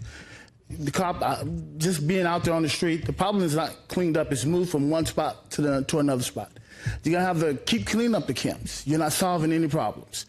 But I think Homeless Advocacy Project, they have solutions, they have ideas to where that money can be spent rather than just wasted on cleaning up camps that are just gonna reappear again. And also, I work with the Prep for Sex program at Central Presbyterian Church. And it may not seem like a big deal, but first workers, you know what I mean? I thought first workers was gone after the pandemic, but it's not, it's just moved. So I think the public should be educated that there is a place where they can go to pick up workers, and like a public service announcement, letting people know that first workers didn't leave, it's just moved to a different location. And finally, I would just like to say I was truly affected by the testimony about that young man who was killed. I saw what happened on television, and how could anybody justify shooting somebody, reloading, and shooting again? Not only is that a systemic problem with social services, with the police too. We get the same kind of treatment when we're getting social services. So I urge you to listen to everybody and all of the things that are going on. Thank you. I yield my time. Thank you. Good evening, Mayor and Council. My name is Daniela Silva, and I'm the Austin Policy Coordinator at Workers Defense Action Fund. Our organization is part of the Community Investment Budget Coalition, and we are here to express support for all of their demands, but especially that to maintain a flat police budget in order to protect the essential services that help everyday people not only survive, but thrive here in Austin. Living under a state and federal government that are so hostile to immigrant communities leaves you, our city council, the last line of defense to keep families like those of our members safe. The traumatic and devastating deportations that have taken place in and around Austin have left many of our members on the brink of being evicted, unable to pay for groceries, afraid to let their kids go to school, and afraid to simply exist outside of their homes for fear of having their families ripped apart. At a time when working class people are bearing the brunt of the growing margins of wealth inequality, the most vulnerable workers are constantly having their wages stolen with few viable options to seek compensation and justice. Investments should be made in developing local avenues for workers to hold bad bosses accountable all across Austin, not increasing a department's budget that can never be decreased due to state law, making that money forever inaccessible to other departments and programs that need it. We ask that you protect valuable services and programs like those that support immigrants on their journey through the legal system by focusing on what really keeps us all safe: investments in things like health, education, housing, art, and workforce development. The budget is a moral document, and we hope you will amend this budget to be one that actually reflects the real morals of Austin.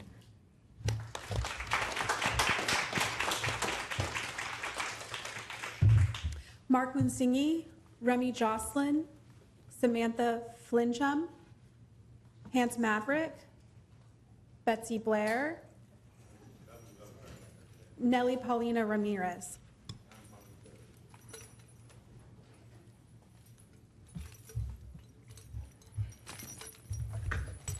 Please, we'll start with you. Sure. Hi, my name is Mark Munasinga. My brother Rajan was killed by an APD officer in 2022. Not long ago, I went by myself to play golf at a local golf course, and to my surprise, I was paired up with 3 young police officers. My playing partner and cartmate told me that he's someone who actually trains new cadets at the academy.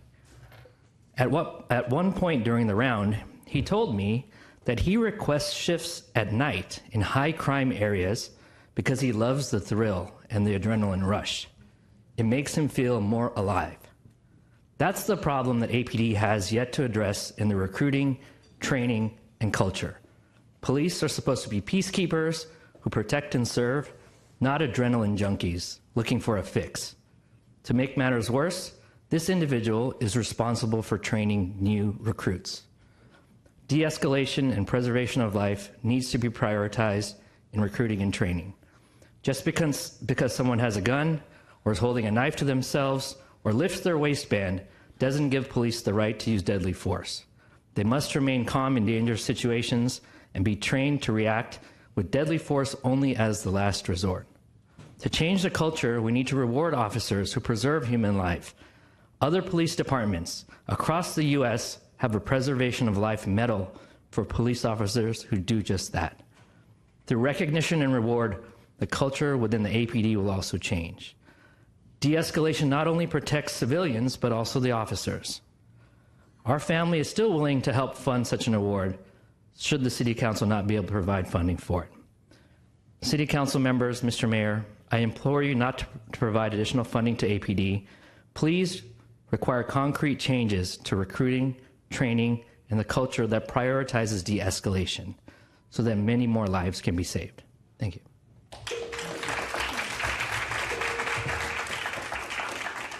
Please begin whenever you're ready. Hi, my name is Remy Jocelyn. I'm a member of District 9, and I'm against increasing APD's budget for another year in a row. I'm against putting more money in the hands of departments that cause violence and uphold racist policing policies. I passed a police car the other day. Inscribed on the back, it said, protecting Austin's future. And my question to you is, whose future are we protecting? Do you think the police officers who shot a young, unarmed black teen were driving a cop car with protecting Austin's future inscribed in the back? Whose future are we protecting? I implore you to invest in social services that have been advocated for today and earlier times, and that actually support our community, like housing and mental health services.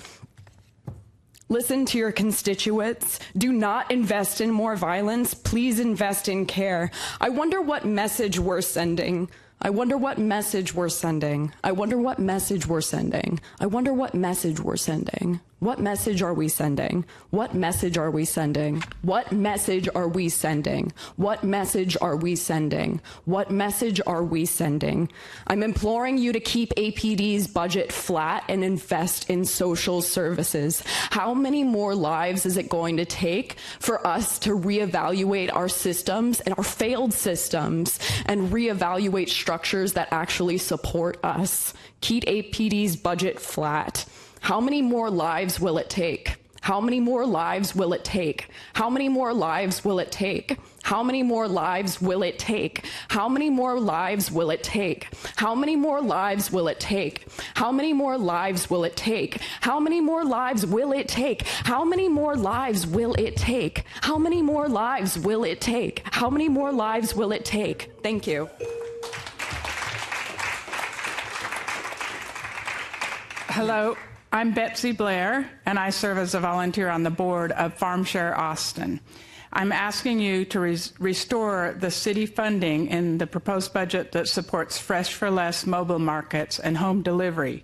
These are included in the line item $400,000 reduction in funding that supported the Convenient Healthy Food Program. In previous budgets, the line item was listed as Healthy Food Access. Fresh for Less mobile markets and home delivery bring affordable, high-quality produce and groceries directly into neighborhoods where healthy food is hardest to find. At a time when SNAP benefits are being reduced, more families are struggling to afford healthy food. More than half of FarmShare's customers have household incomes of $35,000 a year or less. In Austin, that's not enough to make healthy food consistently affordable. When families lose access to healthy food, the costs don't disappear. They simply show up later in our clinics, our hospitals, and our emergency food system. This is exactly the wrong moment to eliminate a proven public health investment, one that helps families eat healthier today and reduces healthcare costs tomorrow. Your investment in this program does much more than provide groceries. It fills a critical gap in our community's food safety net. It will reduce future spending on the effects of chronic disease.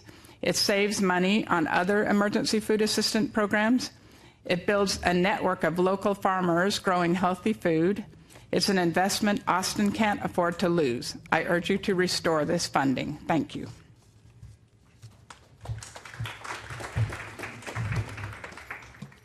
Armando Mena Garcia, Denise Palacios, Scott Cobb, Marissa Dixon, Jeffrey Bowen, Romy Lessig,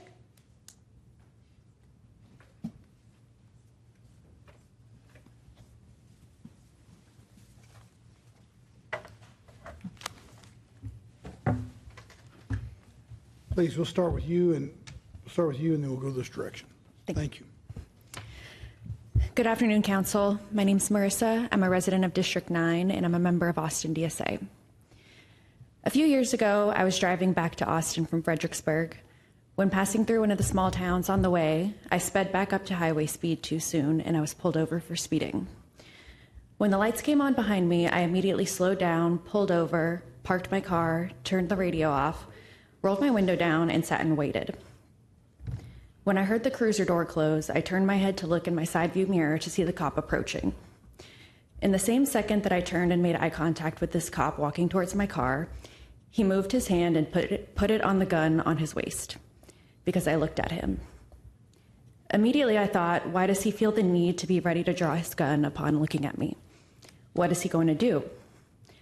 I understood the implicit threat in that action. He's messing with his waistband, and I actually know he has a gun in there. If the roles were reversed and I was the cop and he was the civilian, I could choose to respond to that threat by putting 30 bullets in him. Obviously, I wouldn't do that because I'm a reasonable person, but I'd have the power of the state behind my actions, and I'd have taxpayer money to pay for my legal proceedings. I'm here today to say that I don't think we should be spending over a third of our city budget giving people this kind of power over civilians. We have so many public services in our city that contribute to public safety and are desperate for funding that should be prioritized over adding any more money to APD's already bloated budget. I ask that you implement the community investment budget and not allocate any new money to police. Thank you for your time.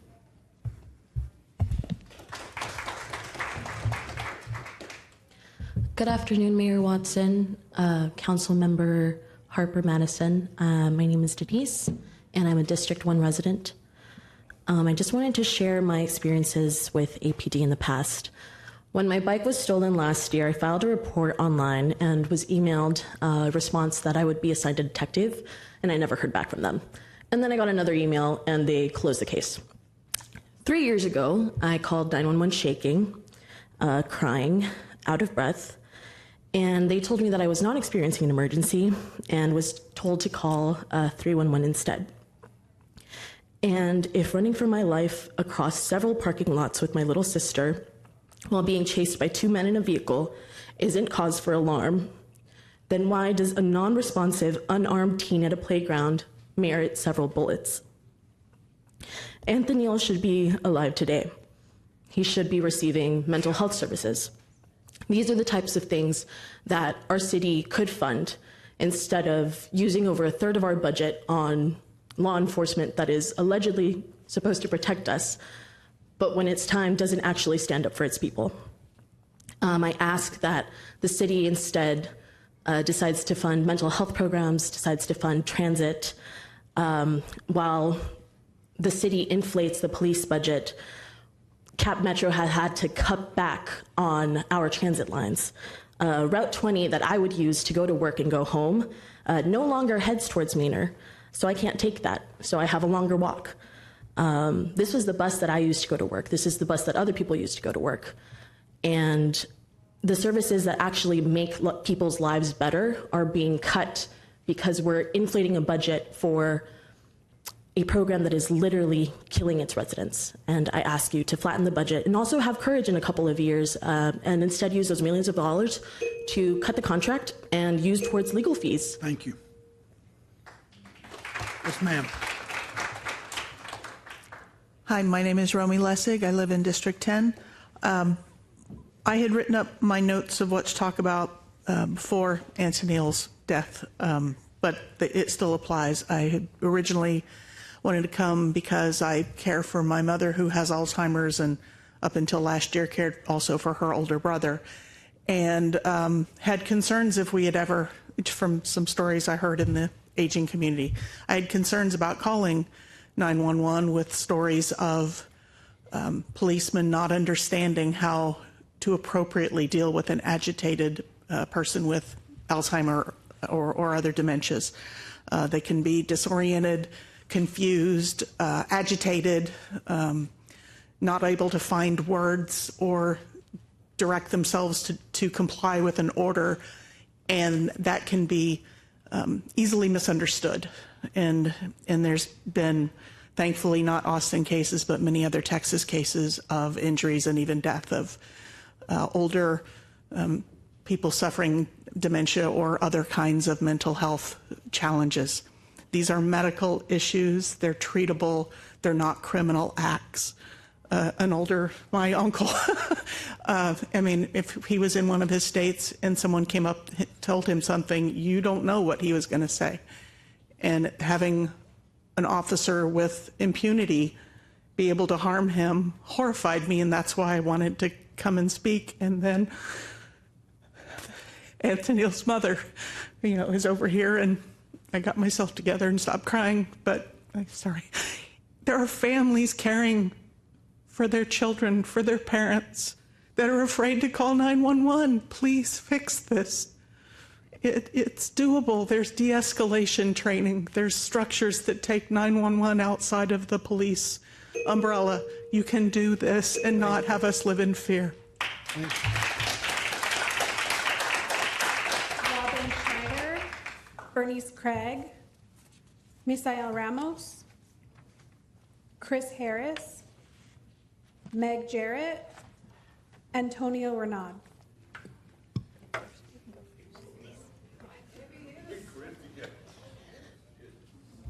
Mayor and council members, my name is Berenice Bear Craig. I'm the Vice President of Philanthropy at St. Louis House, and I'm speaking to you today about the issue of the reduction in social services. For nearly 26 years, we have walked alongside women and their children moving from homelessness to healthy, independent lives. And I want to thank you for the support that you've already extended to us, because it has mattered. I know the arithmetic in front of you is very difficult, but family homelessness is not resourced at the level this community needs. And it has not been for a long time. I'm asking you to treat it as a priority and not as a remainder. Family homelessness is also not gender neutral. 84% of families experiencing homelessness are led by women. These mothers and children are the most vulnerable in this city, caught in a gap Austin has not yet closed. They do not yet earn enough to qualify for even the most deeply affordable housing available. What they need is time, more time than a shelter is built to give. And the answer already exists in St. Louis House. While St. Louis House is a safe haven, we are not a shelter. We are an intensive case management program that comes with deeply affordable housing. And as members of the National Women's Shelter Network, we have found no other program in this country that stays with women-led families as long as we do. That duration, alongside our proven logic model, data-informed logic model, is why it works. The mothers in our program pay rent. More affordable housing sets rent at 30% of MFI. Our families pay $50 a month in year one, $100 in year two, and 30% in years 3 and 4. That latter building a rental history and credit history so that when families leave us, they leave these programs self-sufficient and ready to live on their own. Again, ours is a 2-generation program with children being full clients.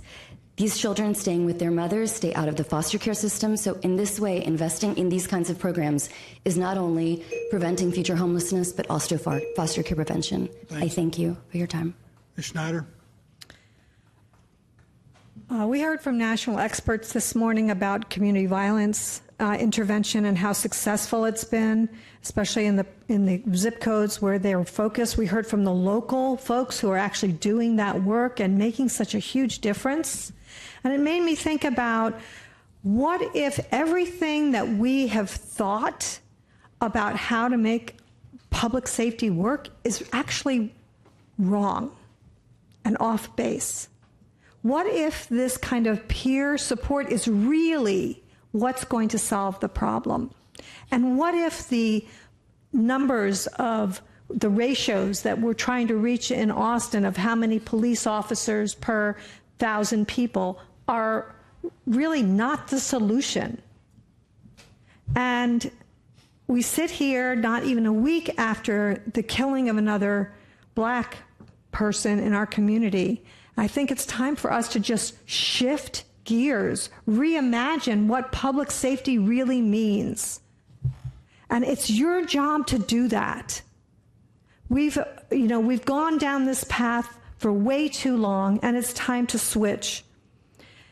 I would say, stop. You want a contract for more recruitment into APD? That's a contract we should take away right away. That's not a contractual obligation now. That's a start for a contract to get rid of.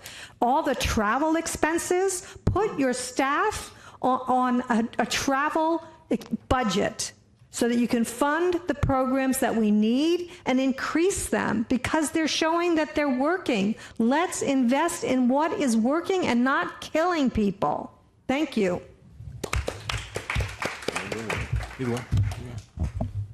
Hey, my name is Jorge Antonio Reno, and I'm the criminal justice organizer of Grassroots Leadership. I'm not surprised by the police. The police do what they do. And we know what they do. And we fund them to do what they do. And with all due respect to the young man who was speaking earlier about the police here to protect us, the police have never been here to protect us. The police, since they were born in the cotton field of the South, chasing runaway slaves, are here to protect property. They've never been here for us. I'm here to lament the death of Antonio Williams.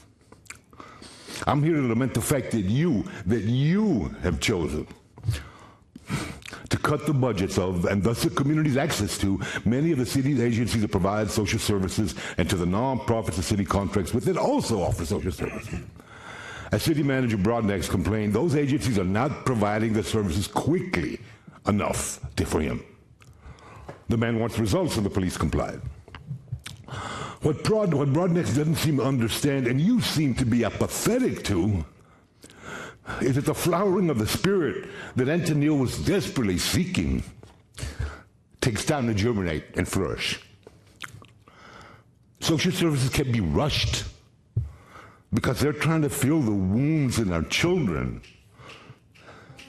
Antonio likely remembered in his troubled, still developing mind the message that we preach to our children. If you need help, you dial 911. We do that. That if you're in trouble, you call the police.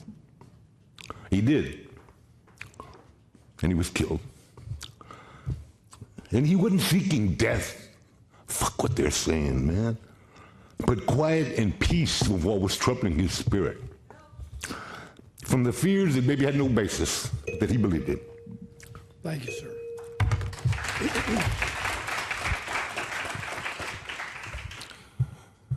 Good afternoon, Mayor, Council.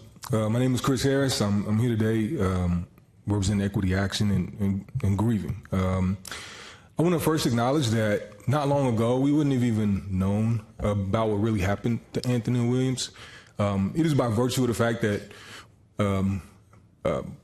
a previous council stood up and said, we've got to release this body cam footage. In other communities and in this one, without a bystander, we would have heard a lie, a total made-up story from the police about this incident, and I have no question about that. What I also want to acknowledge is we know other things. We know that all three of the officers that were sent to this incident and killed Anthony have a history of misconduct. None of them has been on the force for more than 4 years. Any claim that our recent recruitment, training, whatever has improved anything is a lie. One of these officers was involved in a shooting last year. Another killed someone driving 50 miles over the speed limit. He received no discipline for that death. And we know this only because of the Austin Police Oversight Act that many of you supported, thankfully. Unfortunately, the transparency that we now have about this incident, the transparency that we now have about these officers did not stop it. It also does not ensure accountability. But with the transparency, with the knowledge of what this department has done, who it's sent to the scene, who it's sent to our children, you all have to decide now. Do you fund them, or do you fund the services that actually help someone like Anthony? Please choose wisely.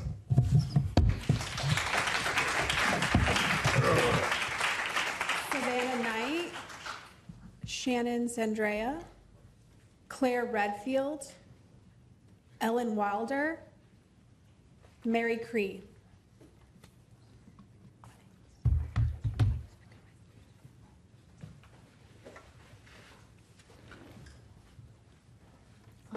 Whenever you're ready, please begin. Okay.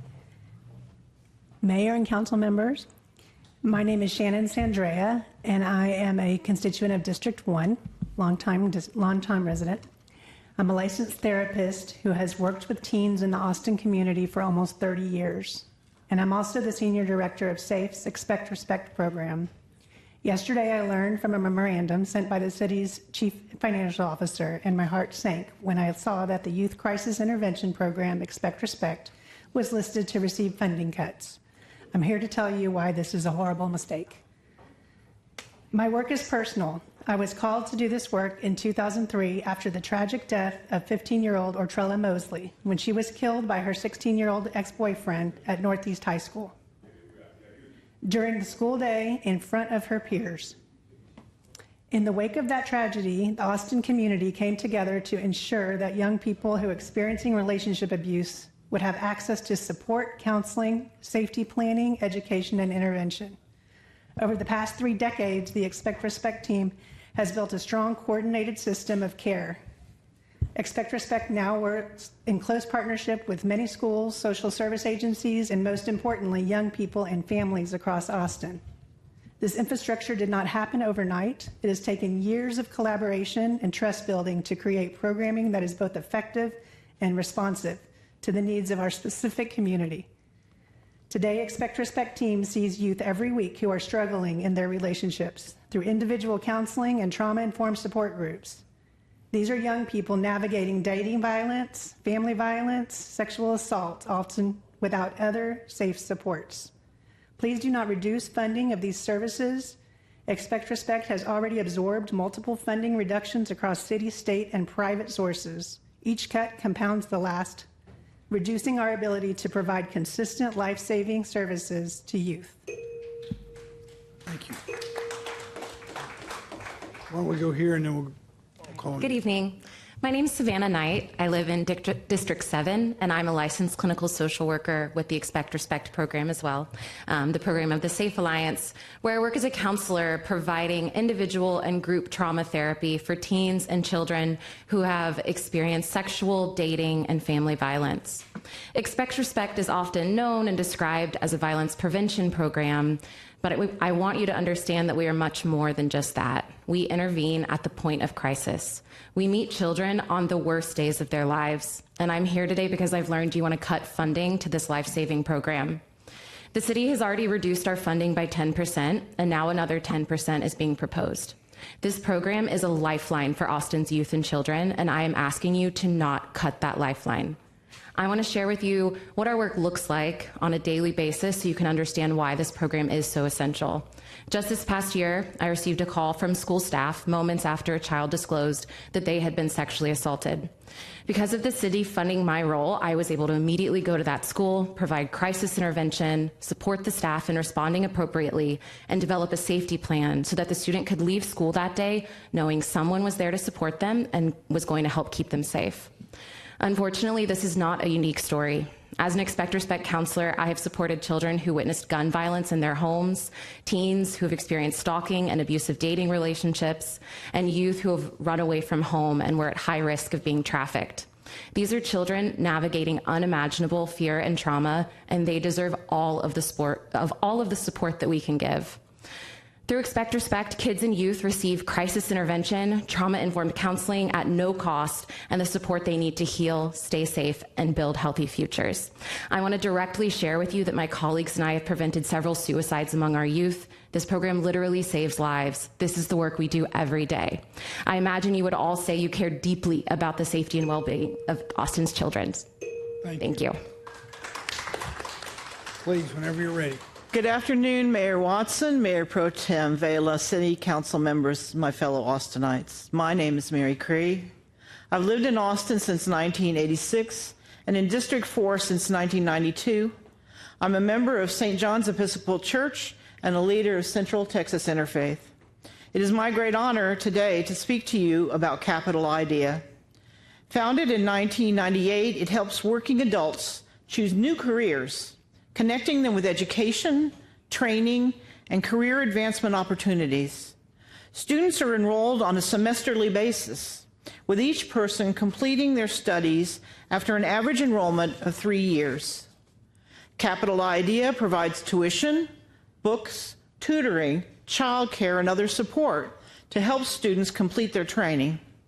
Capital Idea has made it possible for thousands of Austin area adults to work their way from low-income employment to higher-paying careers. Last year, 169 students found jobs in their field, earning an average starting wage of $33 per hour. In 2023, the Ray Marshall Center at the University of Texas at Austin found that Capital Idea participants achieved an average increase of $19,924 in annual earnings. These are life-changing results. Over a 20-year period, for every dollar invested, taxpayers receive $6.99 in public benefits. I think that's a good record. Thank you. Thank you. Philip Riley, Carol Hurley, Daisy Green, Katie Jenkins, Zenobia Joseph.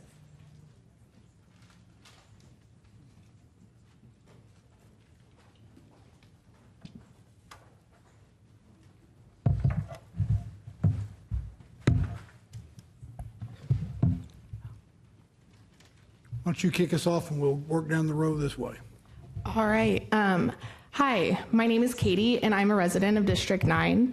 As a recent transplant from Dallas, I'm not surprised to see that the city manager chose not to bless us with his presence today, despite his $500,000 salary. I'm here today to ask the council to keep the police budget flat and to instead direct that money to social services. I've spent my entire career working in nonprofit organizations that provide social services to people in the community. Before I moved to Austin, I worked in a domestic violence shelter in another city. Time and again, I would hear stories from survivors who didn't feel safe calling the police. Survivors often said police wouldn't take them seriously, would side with the abuser, not offer help that promoted long-term safety, or even mock them and refuse to take their statements. Sometimes calling the police meant risking their own arrest for a mutual disturbance, for an outstanding warrant, for defending themselves. I also heard stories of abusers using the police as a weapon. They'd call and file false police reports before their partner could, often using custody threats, immigration status, or the survivor's own criminal record to keep them trapped and afraid. For many survivors, a knock on the door from a police officer meant the abuse would later escalate. And when their abuser was in law enforcement, the danger intensified drastically. Survivors in those situations often had nowhere safe to turn at all, sometimes having to leave the state. Their abuser had a badge, a gun, a network of colleagues, and influence to intimidate their victims and those trying to help them, including staff at domestic violence shelters. Police cannot solve every problem in our community. Last week, Anthony Williams called the police for help, and instead of sending mental health services that are readily available to de-escalate the situation, they chose to kill him in cold blood. What keeps the whole community safe are accessible and free social services like housing and mental health support and actual services for domestic violence. I'm asking you to invest in the things that are actually make survivors and everyone in our community safe. Justice for Anthony Neal, justice for all stolen lives. Thank you.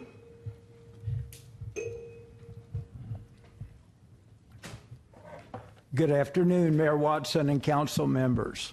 I am Philip Riley, a member of St. John's Episcopal Church in Central Texas Interfaith. I have lived in Austin since 1974. My home is in District 7. I'm a retired teacher and school administrator, and now I work part-time for Texas State University. I'm here today to support Capital IDEA. Capital IDEA has helped thousands of working adults advance to higher paying jobs by connecting them to education, training, and career advancement opportunities. Many of the participants work in healthcare. Capital IDEA covers tuition and fees and also provides support services. Capital IDEA also ensures that employers have access to a highly qualified workforce. Truly, this is a win for everyone. A study by the Ray Marshall Center at UT found that for every dollar invested, taxpayers receive $6.99 in public benefits. I hope you will maintain a funding level that will let this great work continue. Our public schools support us when we are young. Capital IDEA supports working adults who can benefit from extra support to grow and thrive. Thank you. Good evening. May it please the council and Mayor Watson. My name is Carol Hurley. I'm a parishioner at St. Mary's Cathedral and a leader with Central Texas Interfaith. I have lived in District 10 for 56 years, notwithstanding a couple of temporary relocations. I am here today to encourage the council to prioritize funding for leading organizations that provide long-term workforce development like Capital IDEA. We are living in a time where priorities and decisions are often, unfortunately, made based on budget, costs, and funding. Programs such as this, and in particular this program, fill a critical need for the community and employers. By providing education and training, Capital IDEA targets a demographic that otherwise would not be served. My experience as an attorney representing children in foster care and as the adoptive parent of 2 children who came through the foster care system in Travis County has shown me how difficult it is for this population to live independently and successfully. This population does not have the kinds of supports that our typical families have, and they frequently struggle with executive functioning. The Capital IDEA program provides exactly those kinds of supports and services that facilitate success, supports and services not typically available in college and technical school training. Our homeless population is made up in large part by those who aged out of foster care. These individuals, through no fault of their own, end up using public resources. The community bears the cost to feed them, to provide health care, often very expensive emergency health care, and housing them in our jails and prisons. Capital IDEA allows those same individuals to take charge of their lives, obtain good, stable employment, and become tax-paying residents of our city. As you've already heard, but this is so significant. Thank you.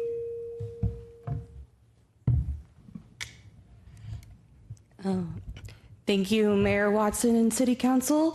My name is Daisy Green. I'm a licensed social worker and certified recovery peer support specialist at the Texas Harm Reduction Alliance, and I'm here today to speak out against the proposed city budget. A $25 million increase to the Austin Police Department while simultaneously cutting funding for social services in our city, which includes THRA's Social Substance Misuse Mobile Grant, is not only a disgrace to the communities you claim to serve, but a vast waste of money. Over the past year, THRA has served over 2,900 people from some of Austin's most marginalized communities. We provide harm reduction, overdose prevention, peer support, basic survival needs, housing navigation, emotional support, connections to medical treatment, and recovery services. More than 87% of our enrolled clients have reported progress towards their recovery goals. So when we talk about cutting more than $54,000 from these services, we need to be honest about what we're actually cutting. We are cutting resources for people experiencing homelessness. We are cutting recovery support, we are cutting housing navigation, and we are cutting the very services that prevent people from reaching a crisis point in the first place. And I know this because I see it every day. Several weeks ago, THRA was raided by police, resulting in the arrest of 2 people who our understanding were wrongfully arrested. Within the past week alone, we have witnessed 2 additional violent arrests directly in front of our property. Think about what this means for the people walking through our doors. That is traumatizing. It undermines the trust we work so hard to build and is a waste of time, money, and public resources.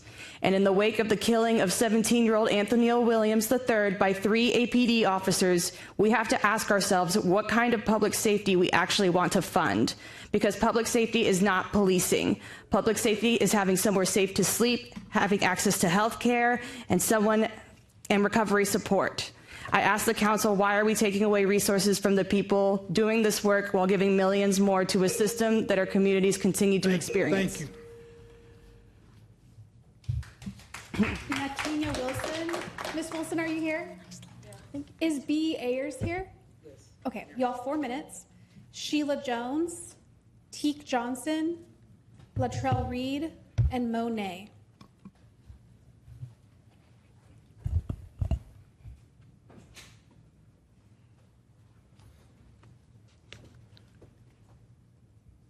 Whenever you're ready. Good afternoon, Mayor and council members. My name is Nakenya Wilson, and I am the founder of Black Mamas Village, a Black-led nonprofit serving mothers and families across Central Texas. And I want to talk about what happens after a budget is passed, because need doesn't disappear when funding disappears. It moves, it rolls downhill, it rolls onto organizations like Black Mamas Village. Last year alone, we moved more than $213,000 in emergency assistance to help families keep lights on, avoid eviction, pay utility bills, buy food, and survive crisis after crisis. That wasn't because families suddenly stopped needing help from public systems. It was because when those systems become harder to access, families come to the people they trust. Let me tell you about one mother. She lives in a single hotel room with her children. One room. No stove, no place to prepare healthy meals, no way to wash clothes, a small refrigerator, and she pays nearly $2,000 every month just to keep a roof over her children's heads. Many other families don't even have that. They are literally sleeping in their cars. That is what housing instability looks like today. Last week, our city witnessed the collective trauma of the death of an unarmed 17-year-old Black boy. I watched the video of him sitting along on the playground, his shoulders slumped, his head hung low. And I couldn't stop thinking, whose baby was he? Somewhere there is a mother whose world will never be the same. I don't know his story, but I do know the stories of hundreds of Black mothers who carry the weight of housing instability, economic hardship, untreated trauma, and systems that too often fail to respond with care before crisis. Every budget decision either strengthens and helps the conditions, or it takes away from people that are already falling. Every child we lose is somebody's baby. Every mother we fail is part of the same story. Let me tell you about another mother who was fortunate to have a different ending. She did what we tell her to do. She called and asked Integral Care for help when she was experiencing a mental health crisis. Instead of finding safety, she found fear. CPS became involved and took her children. But she came to us after she lost everything, and we provided her with free, culturally responsive psychiatric care, free therapy. We attended every court hearing. We became safety monitors. We walked beside her for months, and last week her babies came home. That outcome was not created by one appointment. It was created through relationships, trust, culturally responsive care, and community organizations willing to do the work that doesn't fit neatly into a funding category. That's community infrastructure. As you make difficult decisions, I ask you to remember the organizations like Black Mamas Village, Mama Sana, El Buen, St. Louis, and so many others. Whether they receive your funding or not, we are not expendable. We are part of the public safety net. When social services are reduced, when prevention programs disappear, when families lose access to food, and housing supports, those needs don't disappear. They arrive at our door. We absorbed the impacts of SNAP disruptions, housing crisis, mental health crisis. We absorbed consequences of families being priced out of Austin. And we do it because communities trust us. Black mothers have too often been invisible in policy decisions. And while carrying the greatest burden of the affordability crisis, they are raising children, working multiple jobs, navigating systems that do not have them in mind, trying to stay afloat. Thank you. Thank you.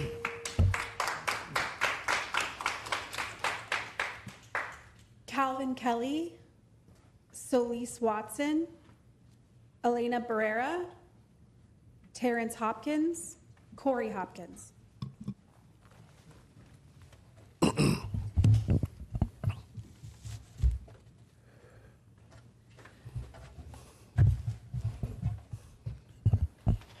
Start with you, sir.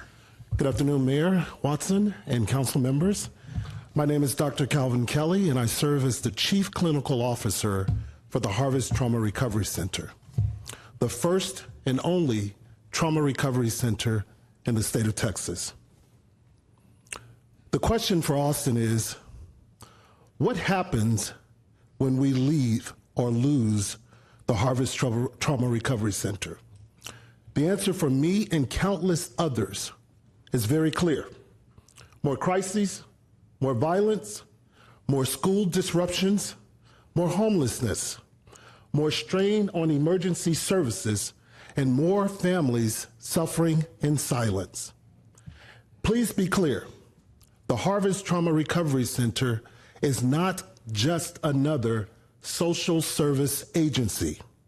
It is a public health strategy. It reduces harm, increases safety, stabilizes families, and strengthens the entire city. As a social science and licensed mental health professional, I understand that trauma is one of the strongest predictors of long-term community care and harm, but it is also one of the most treatable.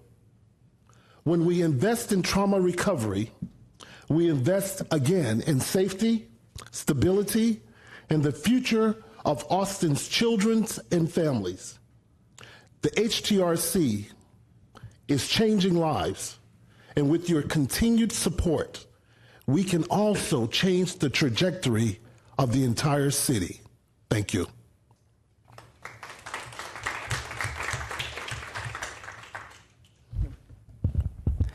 How you doing? Welcome, welcome. Thank you so much. Hey, my name is Corey Hopkins. I'm a digital media program coordinator for African American Youth Harvest Foundation. I'm definitely here to have a voice for Harvest Trauma Recovery Center. That's the first trauma recovery center in the state of Texas. The first trauma recovery center in the state of Texas. So it kind of blew my mind when I heard September the 30th is the last time we have funding for this program. And you see mental health is really out there, and there's people who really need the help that they don't even know they're in trouble. All they're doing is operating off of what they think is called normal until they encounter something that they're, oh, I think I'm supposed to act like this, but then something happens. If we eliminate the funding for trauma, a trauma recovery center, we eliminate that and say, hey, well, we don't need funding for this one. Hey, let's fund something else that's more quote unquote important. Mental health is real. I come from a family of 6 boys, and now we're all grown men. I've seen it with my own eyes, mental health affect my loved ones in real lifetime. And I can only imagine where they would be if they did not go and find people like Dr. Kelly, people like those who really care about mental health. It is real, and if you haven't experienced it, it's like seeing somebody that you thought you knew your whole life, and all of a sudden, they're a completely different person, not because they want to, because the mental health. We need to make the Harvest Trauma Recovery Center a pillar in our community. And like I said in the other one, it's no exceptions. We need y'all to help us, man. Thank you. Thank you. Please begin whenever you're ready. Yes. Hello, my name is Celise Watson. A mother, a single mother, a woman of lived experience of homelessness, a survivor of domestic violence, and someone who has been justice impacted. I would not be here advocating today without the type of support services that the Trauma Recovery Center has been able to provide. Mental health is real. We do need the support that the Harvest Trauma Recovery Center brings to the community. A close family member was recovering from an overdose and depression and found healing through horses. It gives me pride to be working with an organization that prioritizes a therapeutic healing environment where our at-risk youth and families have a place to go and heal and mend their broken wings.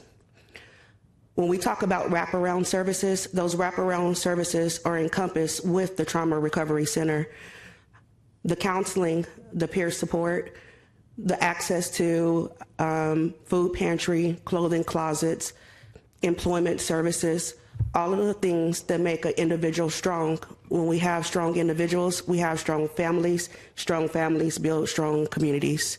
These type of programs help change the trajectory of a family that's going through crisis and that have concerns or even has gone through trauma. Just like we've seen here today, there's a lot of episodes of new trauma happening in our community.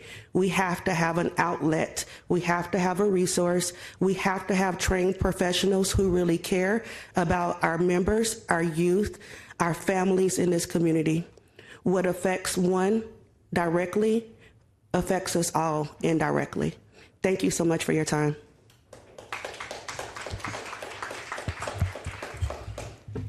How's it going, guys? My name is Terrence Winston Hopkins. I'm a youth mentor at the African American Youth Harvest Foundation, and I also speak at 8 different schools in the Mainland District, helping kids with their social emotional learning, teaching them about the 6 C's of education: communication, collaboration, citizenship, creativity, character, and critical thinking. And also I work with the unhoused, offering them job opportunity and housing. Anybody need a job opportunity or housing, we give them a job and a place to stay within that same day. But I do recall a time as I was on the streets with the unhoused, and I had a guy come to me and say, he's here, he's finally here. And he said, sir, I have to talk to you. So I said, sure. After we finish feeding everybody, we'll have our one-on-one conversation. And as I had the time to talk to him, he said, sir, you said something last week that caused me not to want to get something to eat, but I'm just going to be real with you. I'm a wanted felon. I've been busted for organized crime and drugs, and I ruined so many people's lives, but I was coming to you. And he said, I'm actually on the run right now, but I was seeing if you can drive me up to the police station so I could turn myself in. And as he's telling me this, I'm trying to figure out a nice way on how to say no because I didn't want to get killed.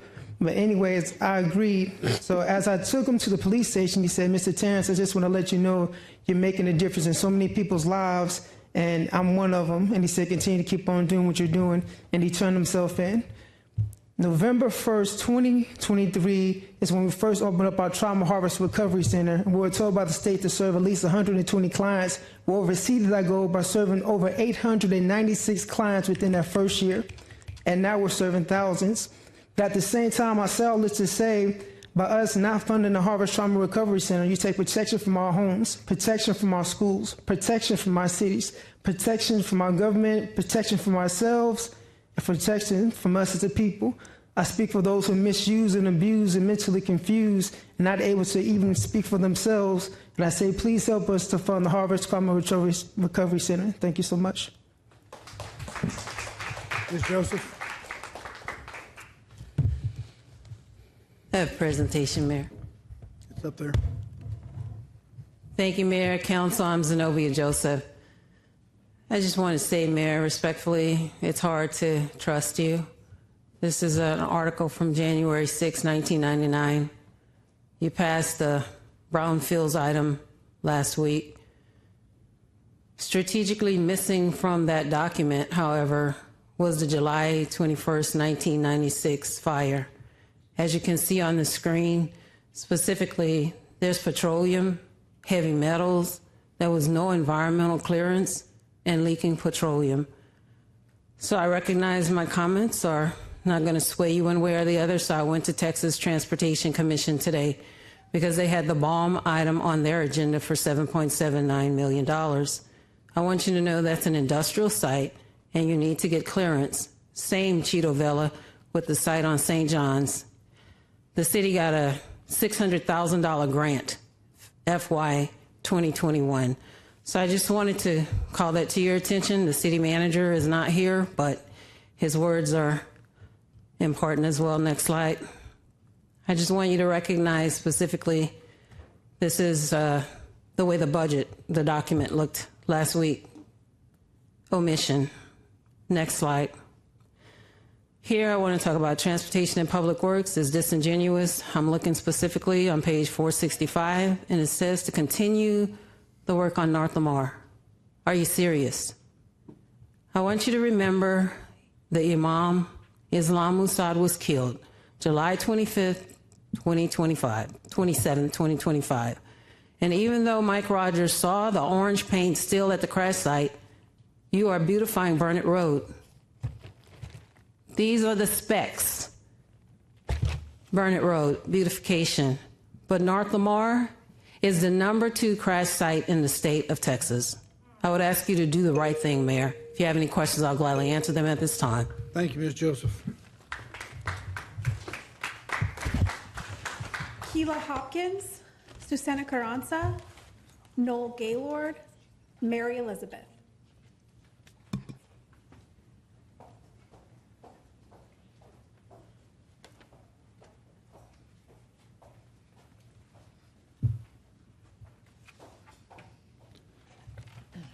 Welcome. Why don't we start here and we'll work down the road. Thank you. Good afternoon. My name is Kelia Hopkins, and I work for the African American Youth Harvest Foundation as a data coordinator and executive assistant. Today, I want to highlight the critical importance of the Harvest Trauma Recovery Center, a place where healing begins for individuals who are experiencing some of life's most difficult moments. Working here at the foundation has opened my eyes to a broader perspective on life. I've witnessed just how many individuals are silently navigating some form of trauma. Everyone deserves a voice and someone they can trust to talk to. Every day, people in our community are silently carrying the weight of their trauma, whether from gun violence, abuse, loss, or other painful experiences. These individuals often feel invisible, unsupported, and unsure of where to turn. That's where our center steps in. The Harvest Trauma Recovery Center offers more than just a safe space. We provide professional counseling, case management, crisis intervention, and most importantly, hope. We don't just treat symptoms, we support the whole person. Whether someone is navigating the aftermath of trauma or still living through it, they are met with compassion, dignity, and care. This work is deeply personal and urgently needed. With proper funding, we can expand our services, reach more individuals in crisis, and ensure no one walks their healing journey alone. Investing in the Harvest Trauma Recovery Center is investing in the heart of our community. Thank you. Thank you. Please. Hello, my name is Noel Gaylord, District 10. And I am here to ask you to keep the APD budget flat. Every day in Austin, teachers, social workers, medical professionals, and even librarians de-escalate conflicts without use of force, let alone lethal force. So why are we talking about $25 million for Austin Police Department to murder children, adults, and our elderly? Throughout this entire hearing, we have heard from people who are doing the actual work to support our communities, to keep us safe. Why can't we fund those people and their actual work of community safety? Yeah, that's it. Thanks.